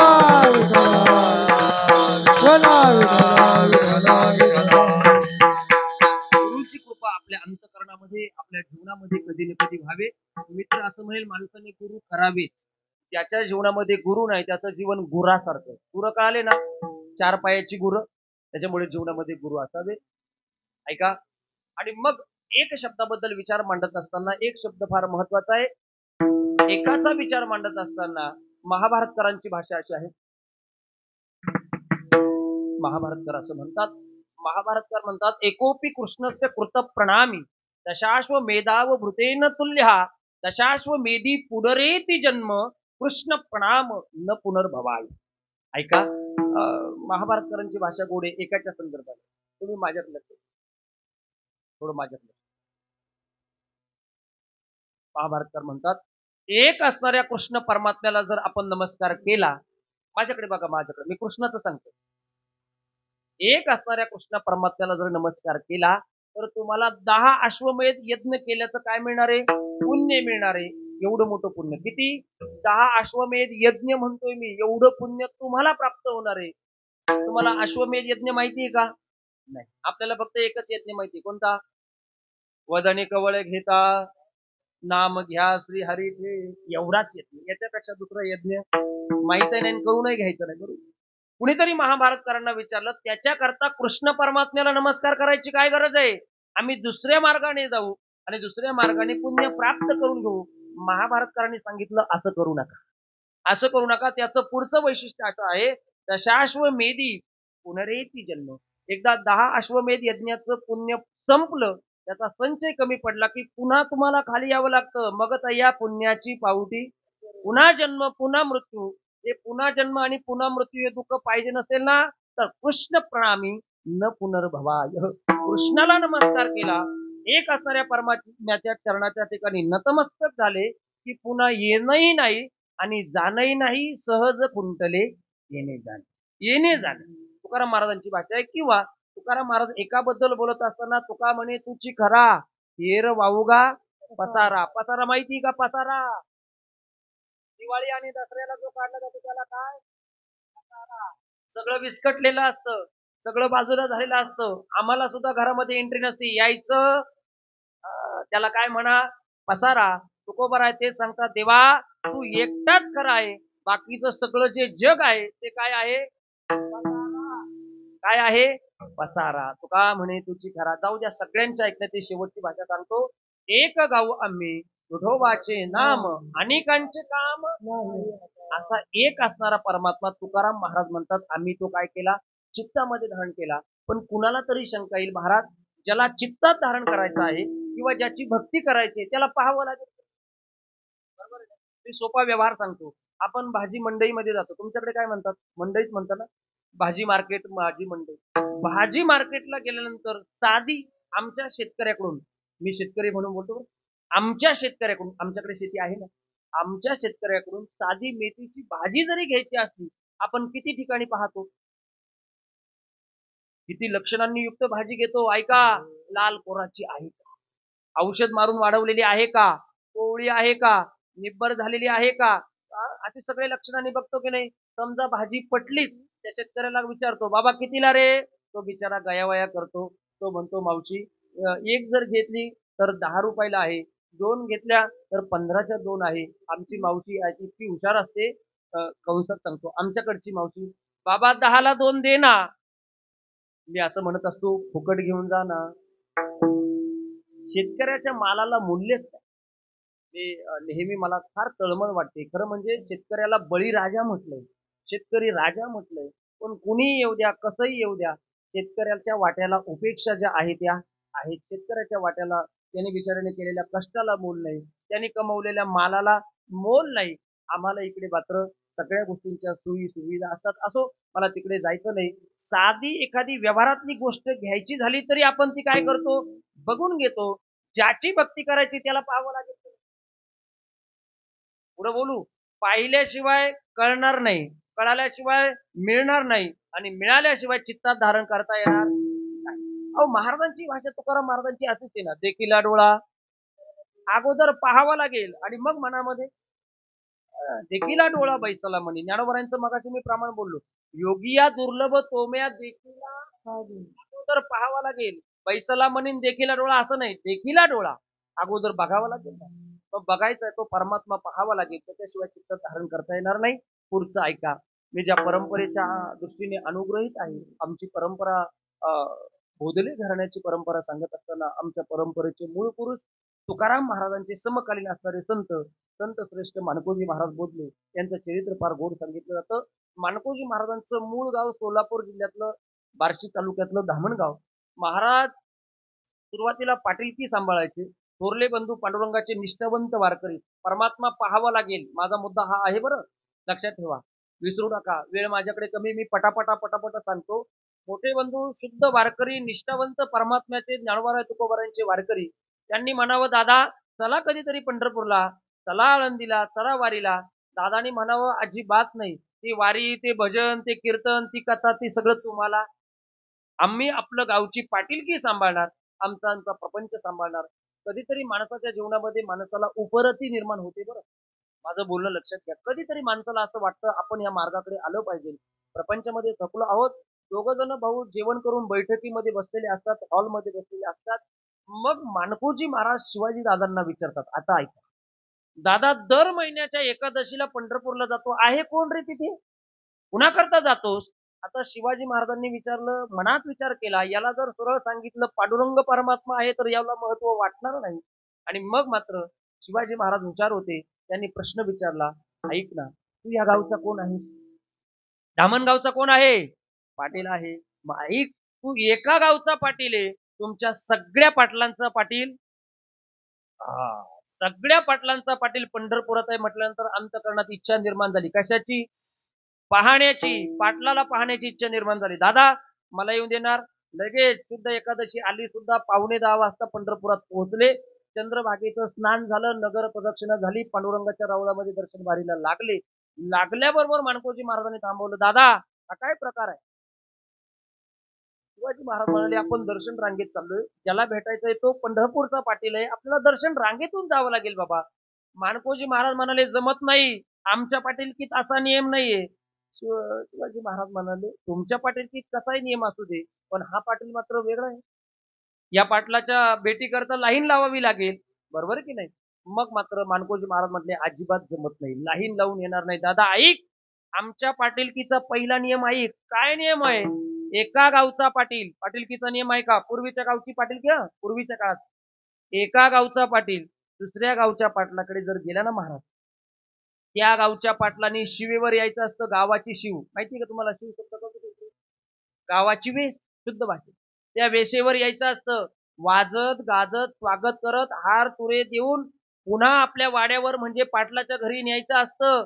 शिवाजी महाराजांनी डोक्याला हात लावला. जन्मोजन्मी आम्ही. अरे बाबा, हा पुन्हा करता येत नाही. जन्मच्या जन्म ऋषीमुनी घालवतात, स्वप्नात सुद्धा जात नाही हो. हा तुझ्या करता येईल असं वाटतं का तुला? दादा, पाटीलकी होती ना, मी सुद्धा जाणार, मोडेल पण वाकणार नाही. पाटीलकी होती. शेवटी शिवाजी महाराजांचा नाविलाज झाला. महाराज गेले आतमध्ये, पांडुरंगाचं आई साहेबांचं दर्शन घेतलं, बाहेर आले. बाहेर आल्यावर मानकोजी महाराजांना म्हणाले, हे बघ, तू त्यांच्याकरता मध्ये जात नाही, ते तुझ्याकरता बाहेर येणार नाही. तुझी पाटीलकीची शस्त्र अस्त्र सगळं जे आणलंय ना, ते उचल, माझ्या बरोबर धामणगावला चल. तुमची भेट रद्द. शेवटी मानकोजी महाराज होते ते म्हणाले, दादा असं जमत नाही, पाटीलकीतला दुसरा नियम ऐक. आता नियम ऐका पाटीलकीचा. पाटीलकीचा दुसरा नियम असा होता, दादा, एका गावचा पाटील दुसऱ्या गावच्या पाटलाला न भेटता गेला, हा पाटीलकीचा अपमान आहे. आता आता मोठी पंचायत ठरवली. आता काय करावं? शिवाजी महाराज म्हणले, तो पाटील आणि तू पाटील, काय करायचं तुम्ही ठरवा. शिवाजी महाराज निघून आले. एक दिवस गेला, 2 दिवस गेला, तिसऱ्या दिवशी रात्री मात्र तुकाराम महाराजांच्या भाषेत बोलायचं झालं तर निश्चयाचे बळ. तुका म्हणे, विटेवरच्या पाटलाला दया आली. विटेवरच्या पाटील कटेवर हात खाली केले, विटेवरून खाली उतरले, शेजारचा हार घेतला. मानकोजी महाराज ज्या ठिकाणी उभे होते त्यांना सामोरं गेले आणि आवाज दिला. काय आवाज दिला? धामणगावच्या पाटला, धामणगावच्या पाटला, तुला भेटण्याकरता, तुमच्या स्वागताकरता मी तुम्हाला सामोरं आलेला आहे. डोळे उघड बाबा. असं 2-3 वेळेस ज्यावेळेस पांडुरंगाने आवाज दिला, त्यावेळेस ध्यानस्थ अवस्थेमध्ये असणारे मानकोजी महाराज डोळे उघडले. डोळे उघडल्यावर काय दिसलं समोर? सुंदर ते ध्यान उभे विटेवरी, करकटावरी ठेवून या किंवा राजस सकुमार. परमात्मा पाहिला, परमात्मा पहिल्यांदा पाहिला, आणि परमात्मा पाहिल्याबरोबर जी वाणी बाहेर पडली, ते शब्द बाहेर पडले, ते शब्द ऐकण्यासारखे आहे. मग मात्र मानकोजी महाराज म्हणाले, देवा, आतापर्यंत तुला पाहिलं नव्हतं. जोपर्यंत तुला पाहिलं नाही तोपर्यंत हा देह आणि देह संबंधित असणारी जी पाटीलकी आहे, त्या पाटीलकीच्या आविर्भावात होतो, पाटीलकीच्या अहंकारामध्ये होतो ना. पण आता मात्र तुला पाहिलं ना, जसं तुला पाहिलं तसंच माझ्या चित्तामध्ये येऊन राहा. आता दृष्टी पुढे ऐसाची तूर आहे, जो मी तुझं पाहे. किंवा आणखीन पुढचं प्रमाण देतो तुम्हाला मी. तुझं पाहता विठ्ठला, देहभाव हरपला, देहभाव हरपला.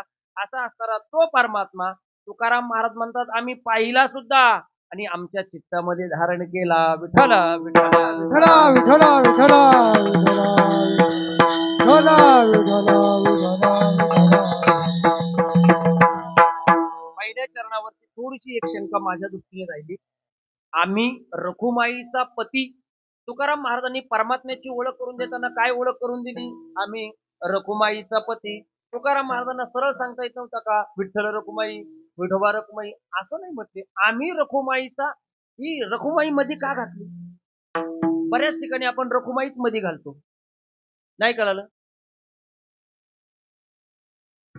रखुमाई का मध्ये घातली असेल तुकाराम महाराजांनी? त्याचं कारण आहे, तुकाराम महाराजांना रखुमाई कोण आहे किंवा तिचं आणि परमात्म्याचं नातं काय, तिचं आणि परमात्म्याची जवळीकता, तिच्या आणि परमात्म्याचं ऐक्य काय, ही अगोदर आपल्याला दाखवायचं. लक्षपूर्वक ऐका. तिचं आणि परमात्म्याचं नातं पती पत्नीचं आहे, बरोबर आहे.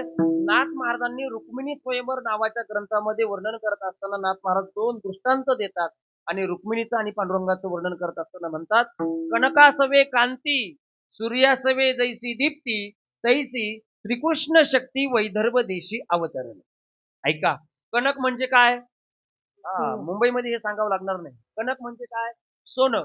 तुम्ही सोनाराच्या दुकानामध्ये गेल्यानंतर सोनं एका बाजूला आणि त्याचा चमकणारा चकाकीपणा एका बाजूला, असं खरेदी करता का? नाही ना. सोन्याला सोडून त्याचा चकाकीपणा अजिबात नाही. सूर्यासवे जैसी दीप्ती, सूर्य उगवला आणि प्रकाशच नाही, असं होतं का? नाही, असं होत नाही. सूर्याला सोडून जसा त्याचा प्रकाश नाही, नीट ऐका, सोन्याला सोडून त्याचा चमकणारापणा नाही, तसं नाथ महाराज म्हणतात, रुक्मिणी मातेला सोडून तो श्रीकृष्ण परमात्मा अजिबात नाही. आम्ही रखुमाईचा पती. समजा आणखीन पुढे सांगतो, सुदेव नावाचा ब्राह्मण ज्यावेळेस कृष्ण परमात्म्याचं वर्णन करतोय, त्यावेळेस तिथे रुक्मिणी माता आहे आणि तिच्या असणाऱ्या सगळ्या सवंगडी मैत्रिणी आहेत. वर्णन करत असताना सुदेव नावाचा ब्राह्मण रुक्मिणी मातेची झालेली जी अवस्था आहे त्या अवस्थेचं वर्णन करतोय. सुदेव नावाचा ब्राह्मण म्हणतोय कुणाला रुक्मिणीकडे बघून, एक म्हणती धरा धरा, एक पालवे घालिती वारा, एक म्हणती हे सुंदरा, श्रीकृष्ण कीर्तीने झडपली. झडपली शब्दाचा अर्थ आहे वेड्यासारखं करायला लागली. हिला कुणीतरी धरा, हिला कुणीतरी वारा घाला, ही गडबडा लोळायला लागली. कशामुळे? कृष्ण परमात्म्याला आपल्या चित्तामध्ये तिने काय केलं? धारण केलं. तल्लीन होऊन परमात्म्याचं वर्णन ऐकते ना, तुकाराम महाराजांना ते सांगायचंय. रुक्मिणीने जसं कृष्ण परमात्म्याला आपल्या चित्तामध्ये धारण केलं, तसंच रखुमाईचा असणारा पती परमेश्वर आम्ही आमच्या चित्तात धारण केला. आम्ही रखुमाईचा नाही. याच्यातलं कळलं रामायणात. चला, रामायणामध्ये रामचंद्र प्रभू वनवासाला निघतात. एकाच अर्ध्या मिनिटात सांगतो. वनवासाला निघणारे रामप्रभू सीता मातेकडे येतात. मी वनवासाला चाललोय, म्हणजे मी जसं आज विचारून आलो ना, मी कीर्तनाला चाललो, तशी परवानगी मागण्याकरता परवानगी मागितली. परवानगी मागितल्यानंतर सीतेने विचारलं, तुम्ही परवानगी मागता कुणाची? प्रश्न फार महत्वाचा आहे बरं. ऐका, लक्षपूर्वक ऐका. तुम्ही परवानगी मागता कुणाची? जे तुमच्यापासून वेगळे आहे, तुमच्यापासून विभिन्न आहे, तुमच्यापासून दूर आहेत, त्यांना तुम्ही परवानगी मागा. जिथे जिथे राम तिथे तिथे सीता, जिथे जिथे सीता तिथे तिथे राम आहे. मला हेच सांगायचंय, सीतामाईने रामचंद्र प्रभूला जसं आपल्या चित्तात धारण केलं, रुक्मिणीने कृष्ण परमात्म्याला जसं आपल्या चित्तात धारण केलं, तुकाराम महाराज म्हणतात त्याच पद्धतीने रखुमाईचा पती असणारा परमात्मा आम्ही आमच्या चित्तात धारण केला. आम्ही रखुमाईचा पती. विठोबा रखुमाई, जय जय विठोबा रखुमाई, विठोबा रखुमाई, जय जय विठोबा रखुमाई, जय जय विठोबा रखुमाई,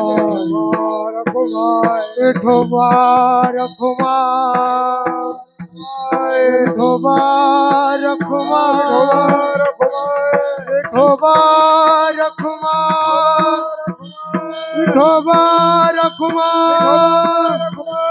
विठोबा विठोबा रखुमाई, कुंडली कवरदार विठोर ज्ञानदेव पंढरीनाथ भगवान स्वामी ज्ञानेश्वर महाराज.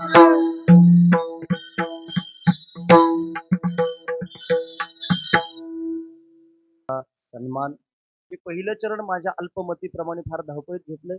थोडस एक 10-5 मिनिटं जर सगळ्यांनी मोठ्या अंतकरणाने वेळ दिली तर थोडं थोडं चालू ना.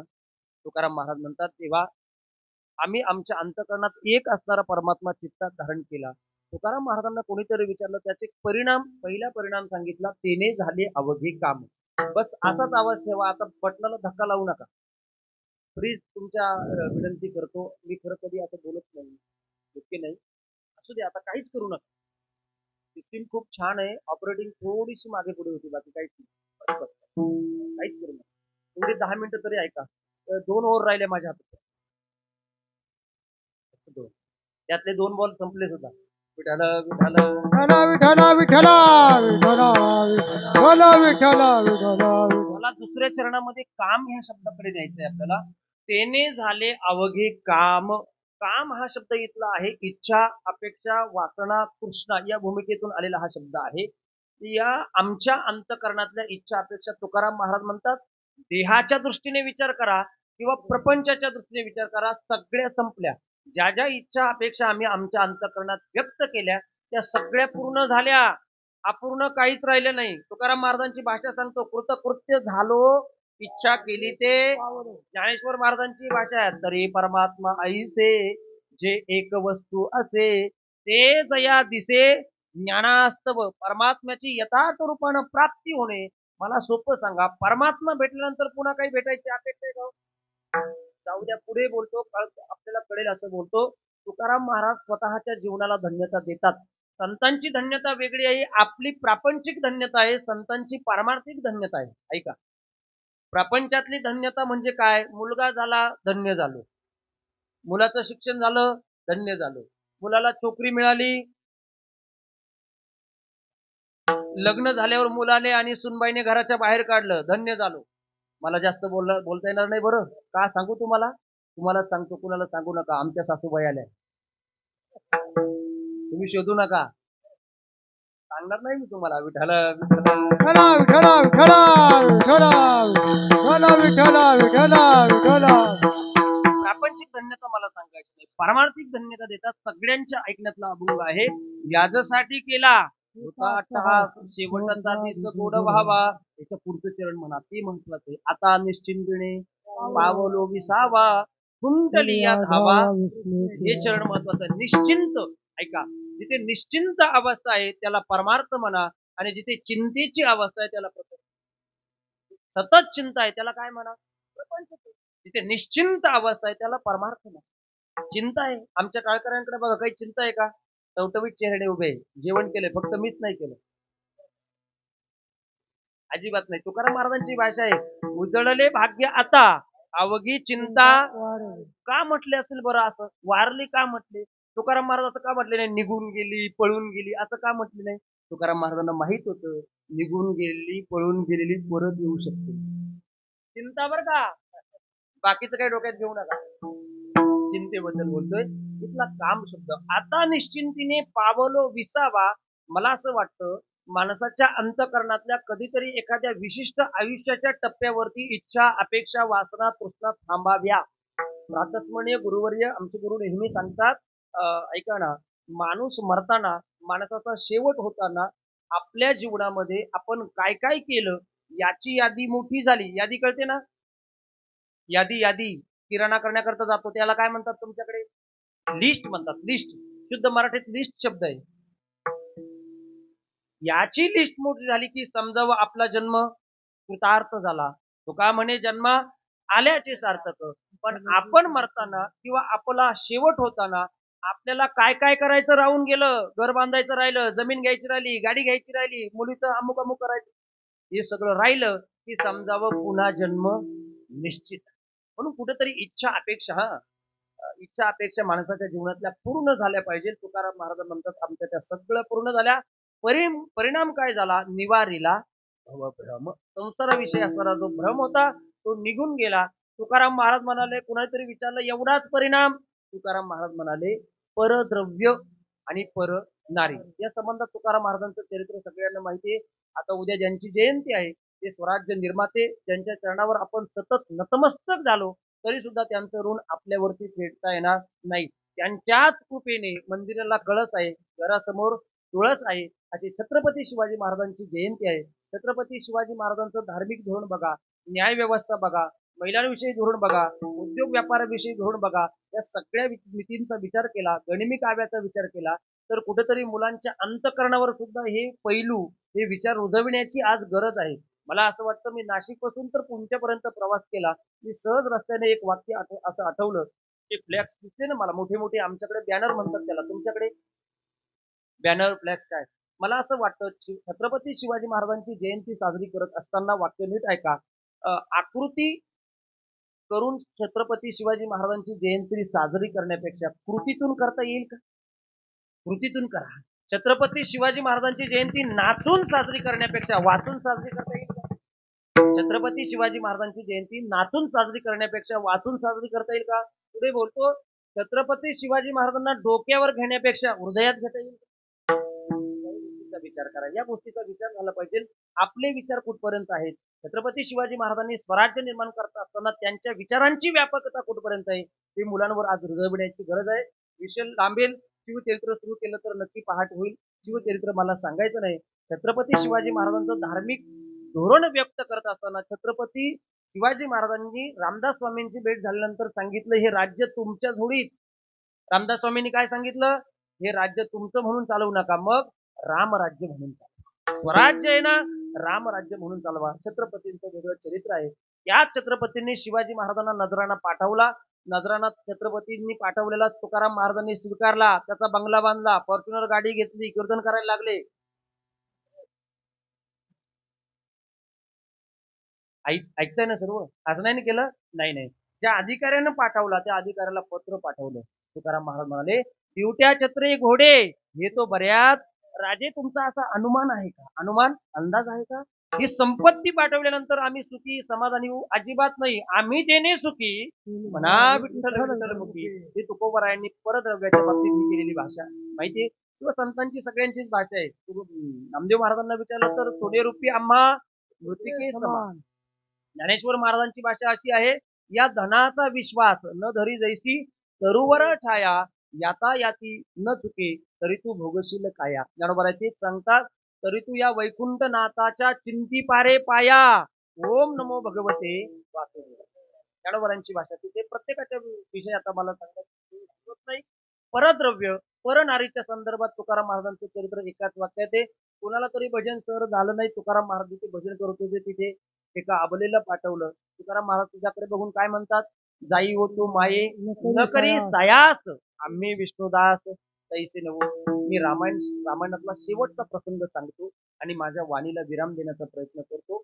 परद्रव्य परनारी या विषयाच्या संदर्भात मला बोलायचं आहे. परनारी या संदर्भात बोलत असताना छत्रपतींचं चरित्र सुद्धा माहिती.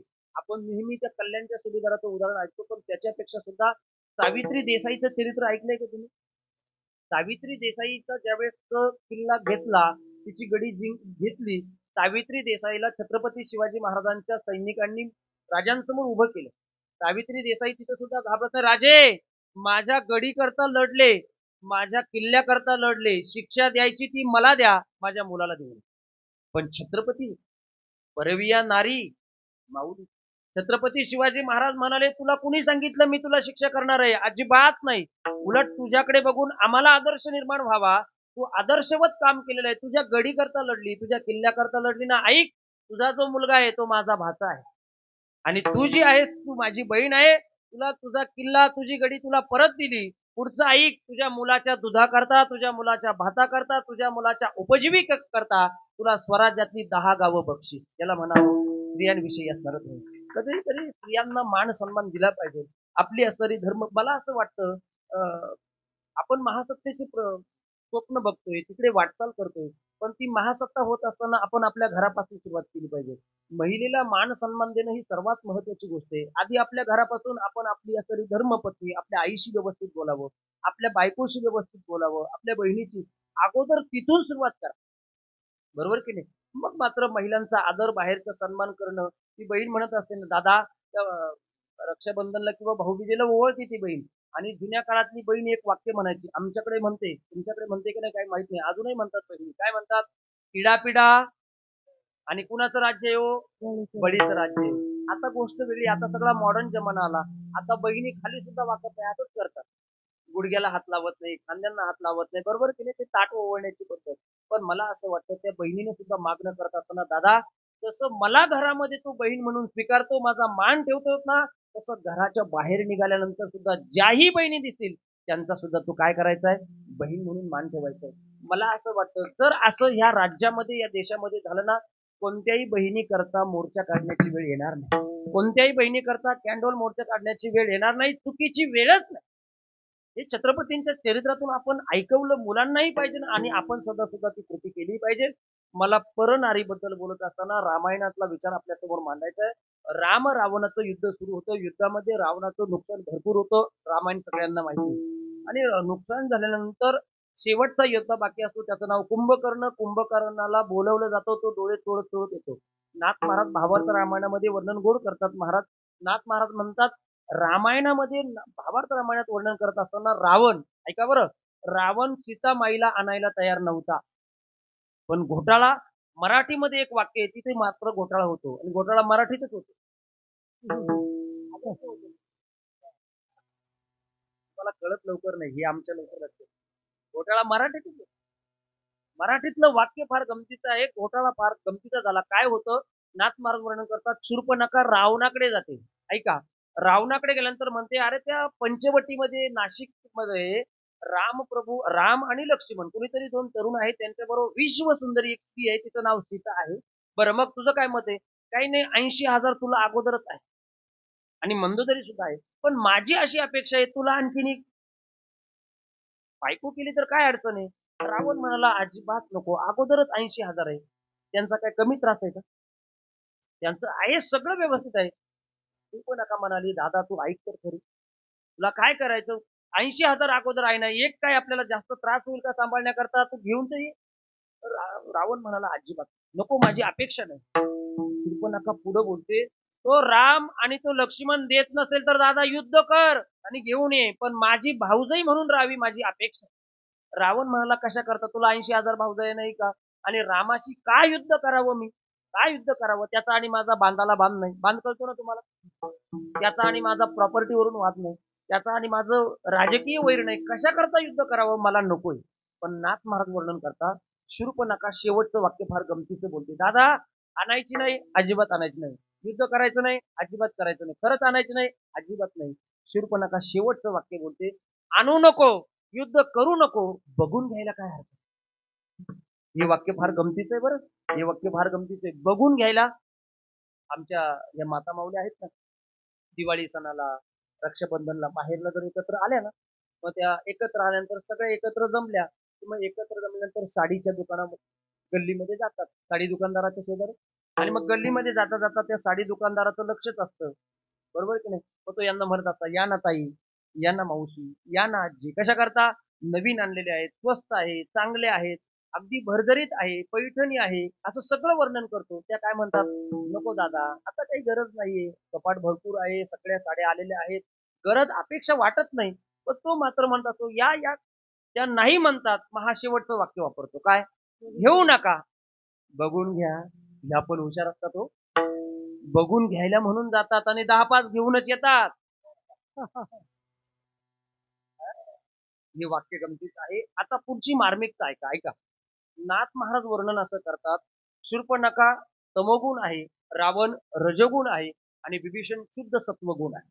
ऐका, शूर्पणखा तमोगुण आहे, रावण रजगुण आहे आणि विभीषण शुद्ध सत्वगुण आहे. नाथ महाराज म्हणतात, तमोगुण रजगुणाकडे जातो त्यावेळेस काय घडतं, आणि तोच तमोगुण शुद्ध सत्वगुणाकडे जातो त्यावेळेस काय घडतं. नाथ महाराज वर्णन करतात, तमोगुण रजोगुणाकडे गेला की युद्ध घडतं, अधर्म घडतो, अनिती घडते.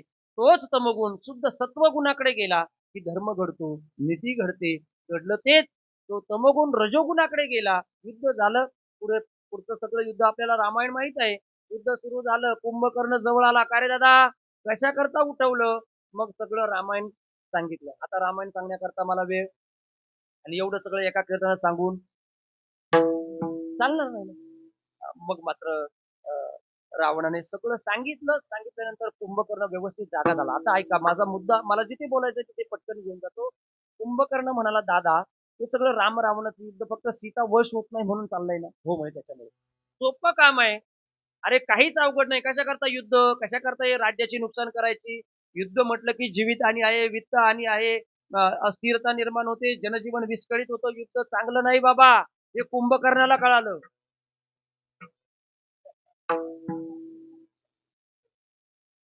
नाही कळालं, जाऊ द्या, काही ना उद्या कळेल. कुंभकर्णाला कळालं युद्ध चांगलं नाही. शेवटी रावण म्हणाला, मग काय करायला पाहिजे होतं. कुंभकर्ण म्हणाला, तुला अनेक पद्धतीची रूपं घेता येतात, हो घेता येतात. तर मला सोप्या प्रश्नाचं उत्तर दे, सीतेच्या हृदयात कोण आहे. रावण, राम. सीतेच्या हृदयात कोण आहे, आता तरी म्हणा कोण आहे. असा आवाज होता. सीतेच्या हृदयात राम आहे. आणि मग झालं ना तुझं काम. म्हणे काय, सीतेच्या हृदयात राम आहे, तू रामाचं रूप धारण कर, तुझं काम होईल. कशाला जास्त युद्ध करतो. रावण म्हटला, तुझ्या एवढा वेडा आहे का, तुझ्या एवढा वेडा आहे का, 6 महिने खावं 6 महिने झोपावं, झोपण्यात आयुष्य चाललंय तुझं, मला कळत नाही का ते. अरे मला हे सुद्धा कळतं, सीतेच्या हृदयात राम आहे, मला अनेक रूप धारण करता येतात, मला रामाचं रूप धारण करता येतं. पण पुढचं ऐक, पुढचं वाक्य महत्वाचं आहे. रावणाने सांगितलं, रावण म्हणतोय, नाथ महाराजांनी वर्णन केलंय, रावण म्हणतो सीतेच्या हृदयात राम आहे, मी रामाचं रूप धारण केलं, अंतकरणातला काम निघून. परद्रव्य परनारी झाली विषाची ये परी. तुकाराम महाराज म्हणतात, त्यांच्याबद्दल माझ्या अंतकरणामध्ये विरक्तीची भावना निर्माण झाल्यामुळे, त्यागाची भावना निर्माण झाल्यामुळे आता कसली इच्छा अपेक्षा त्यांच्याबद्दल राहिली नाही. तुकाराम महाराज एवढं सगळं होण्याकरता काही द्यावं घ्यावं लागतं का, काही व्यवहार करावा लागतो का. तुकाराम महाराज म्हणाले, काहीच नाही. अभंगाचं शेवटचं चरण, तुका म्हणे फार नाही लागत व्यवहार, तेने झाले अवघे काम, निवारिला भवभ्रम, निवृत्ती ज्ञानदेव सोपान मुक्ताबाई, एकनाथ नामदेव तुकाराम. निवृत्ती ज्ञानदेव सोपान मुक्ताबाई एकनाथ नामदेव महाराज सोपान मुक्ताबाई एकनाथ नामदेव ज्ञानेश्वर माऊली ज्ञानराज माऊली ज्ञानेश्वर माऊली ज्ञानराज माऊली ज्ञानेश्वर माऊली जय ज्ञानेश्वर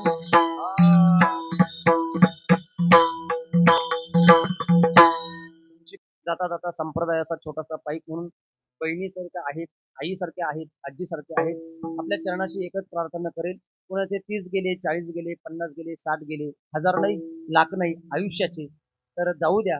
खंत करू नका, पण एक मात्र निश्चित करा, गळ्यामध्ये पवित्र तुळशीची माळ घाला, ज्ञानेश्वरी गाथा भागवत याचं चिंतन करा, हरिपाठ रोज वाचा. नाही हे ग्रंथ आवडले स्वामी पद्धतीने आपण त्याचं स्मरण करण्याचा प्रयत्न करा. आणि हे करता करता आपल्या मुलांना सुद्धा त्या प्रवाहामध्ये आणा. कधीतरी ही मुलं अशी या ठिकाणी उभी राहिले म्हणजे आनंद वाटतो. येणाऱ्या काळामध्ये या मुलांची तरुणाभाग्यवंत नटे हरिकीर्तनामध्ये हरिकीर्तनात या गोष्टी करता गरज आहे, देशाकरता गरज आहे, धर्माकरता गरज आहे, आपल्या प्रपंच करता सुद्धा गरज आहे. मुलं संस्कारक्षम घडावी या अपेक्षेनं आपण आपला प्रवास करावा एवढी एक अपेक्षा आणि प्रार्थना करतो. बोलण्याच्या ओघामध्ये अधिकार वय आणि ज्ञान नसताना माझ्याकडून वेडावाकडा जर शब्द गेला असेल तर तो मला मोठ्या अंतकरणाने परत करा. मी तो परत घेऊन जाईल आणि चांगल्या पद्धतीने तयार करून पुन्हा म्हणजे मी म्हणणार नाही असं येण्याचा प्रयत्न नक्की करूया. कोणे दिवस येईल कैसा नाही या देयाचा. आता भेटलो आनंदाने एकमेकाशी प्रेमाने बोला. अंतकरणाचे द्वेष मत्सर सगळं काढून टाका. आपण काहीच घेऊन आलो नाही आणि काहीच घेऊन जायचं. आपल्याला माहिती का पुढच्या वर्षी आपण राहू की न राहू. तुम्हाला तुमचा भरोसा असेल तर माहित नाही, मला नाहीये माझा भरोसा. काय कोणता दिवस आणि कोणता क्षण माणसाच्या आयुष्यामध्ये सांगता येत नाही. तारुण्य आहे, म्हातारपण आहे, बालपण आहे, कुणी असू द्या, त्या काळाच्या ठिकाणी काही चालत नाही. एकदा त्याची आज्ञा झाली की मग मात्र आपल्याला जावं लागतं ना. जाण्याच्या अगोदर एक चांगला निरोप घ्या एवढीच एक अपेक्षा आणि प्रार्थना आपल्या चरणाशी करतो. माईक सिस्टीम वाले, मृदंगाचार्य महाराज, विनेकरी बाबा, टाळकरी मंडळी, गायक वादक मंडळी, संयोजक मंडळी, माता भगिनी आबा होतो. किंबहुना तुमचे केले धर्म कीर्तन सिद्धी नेले, येत माझे जे उरले पायी कपन विठ्ठल जय विठ्ठल हा बोलिलेले कुरे वेळी वाकुरे करा क्षमा परद महाराज नाही उठारे राधिकार करा क्षमा परद महाराज. तुका म्हणे ज्ञानेश्वरा राखा पाया पैकी करा क्षमा परद महाराज.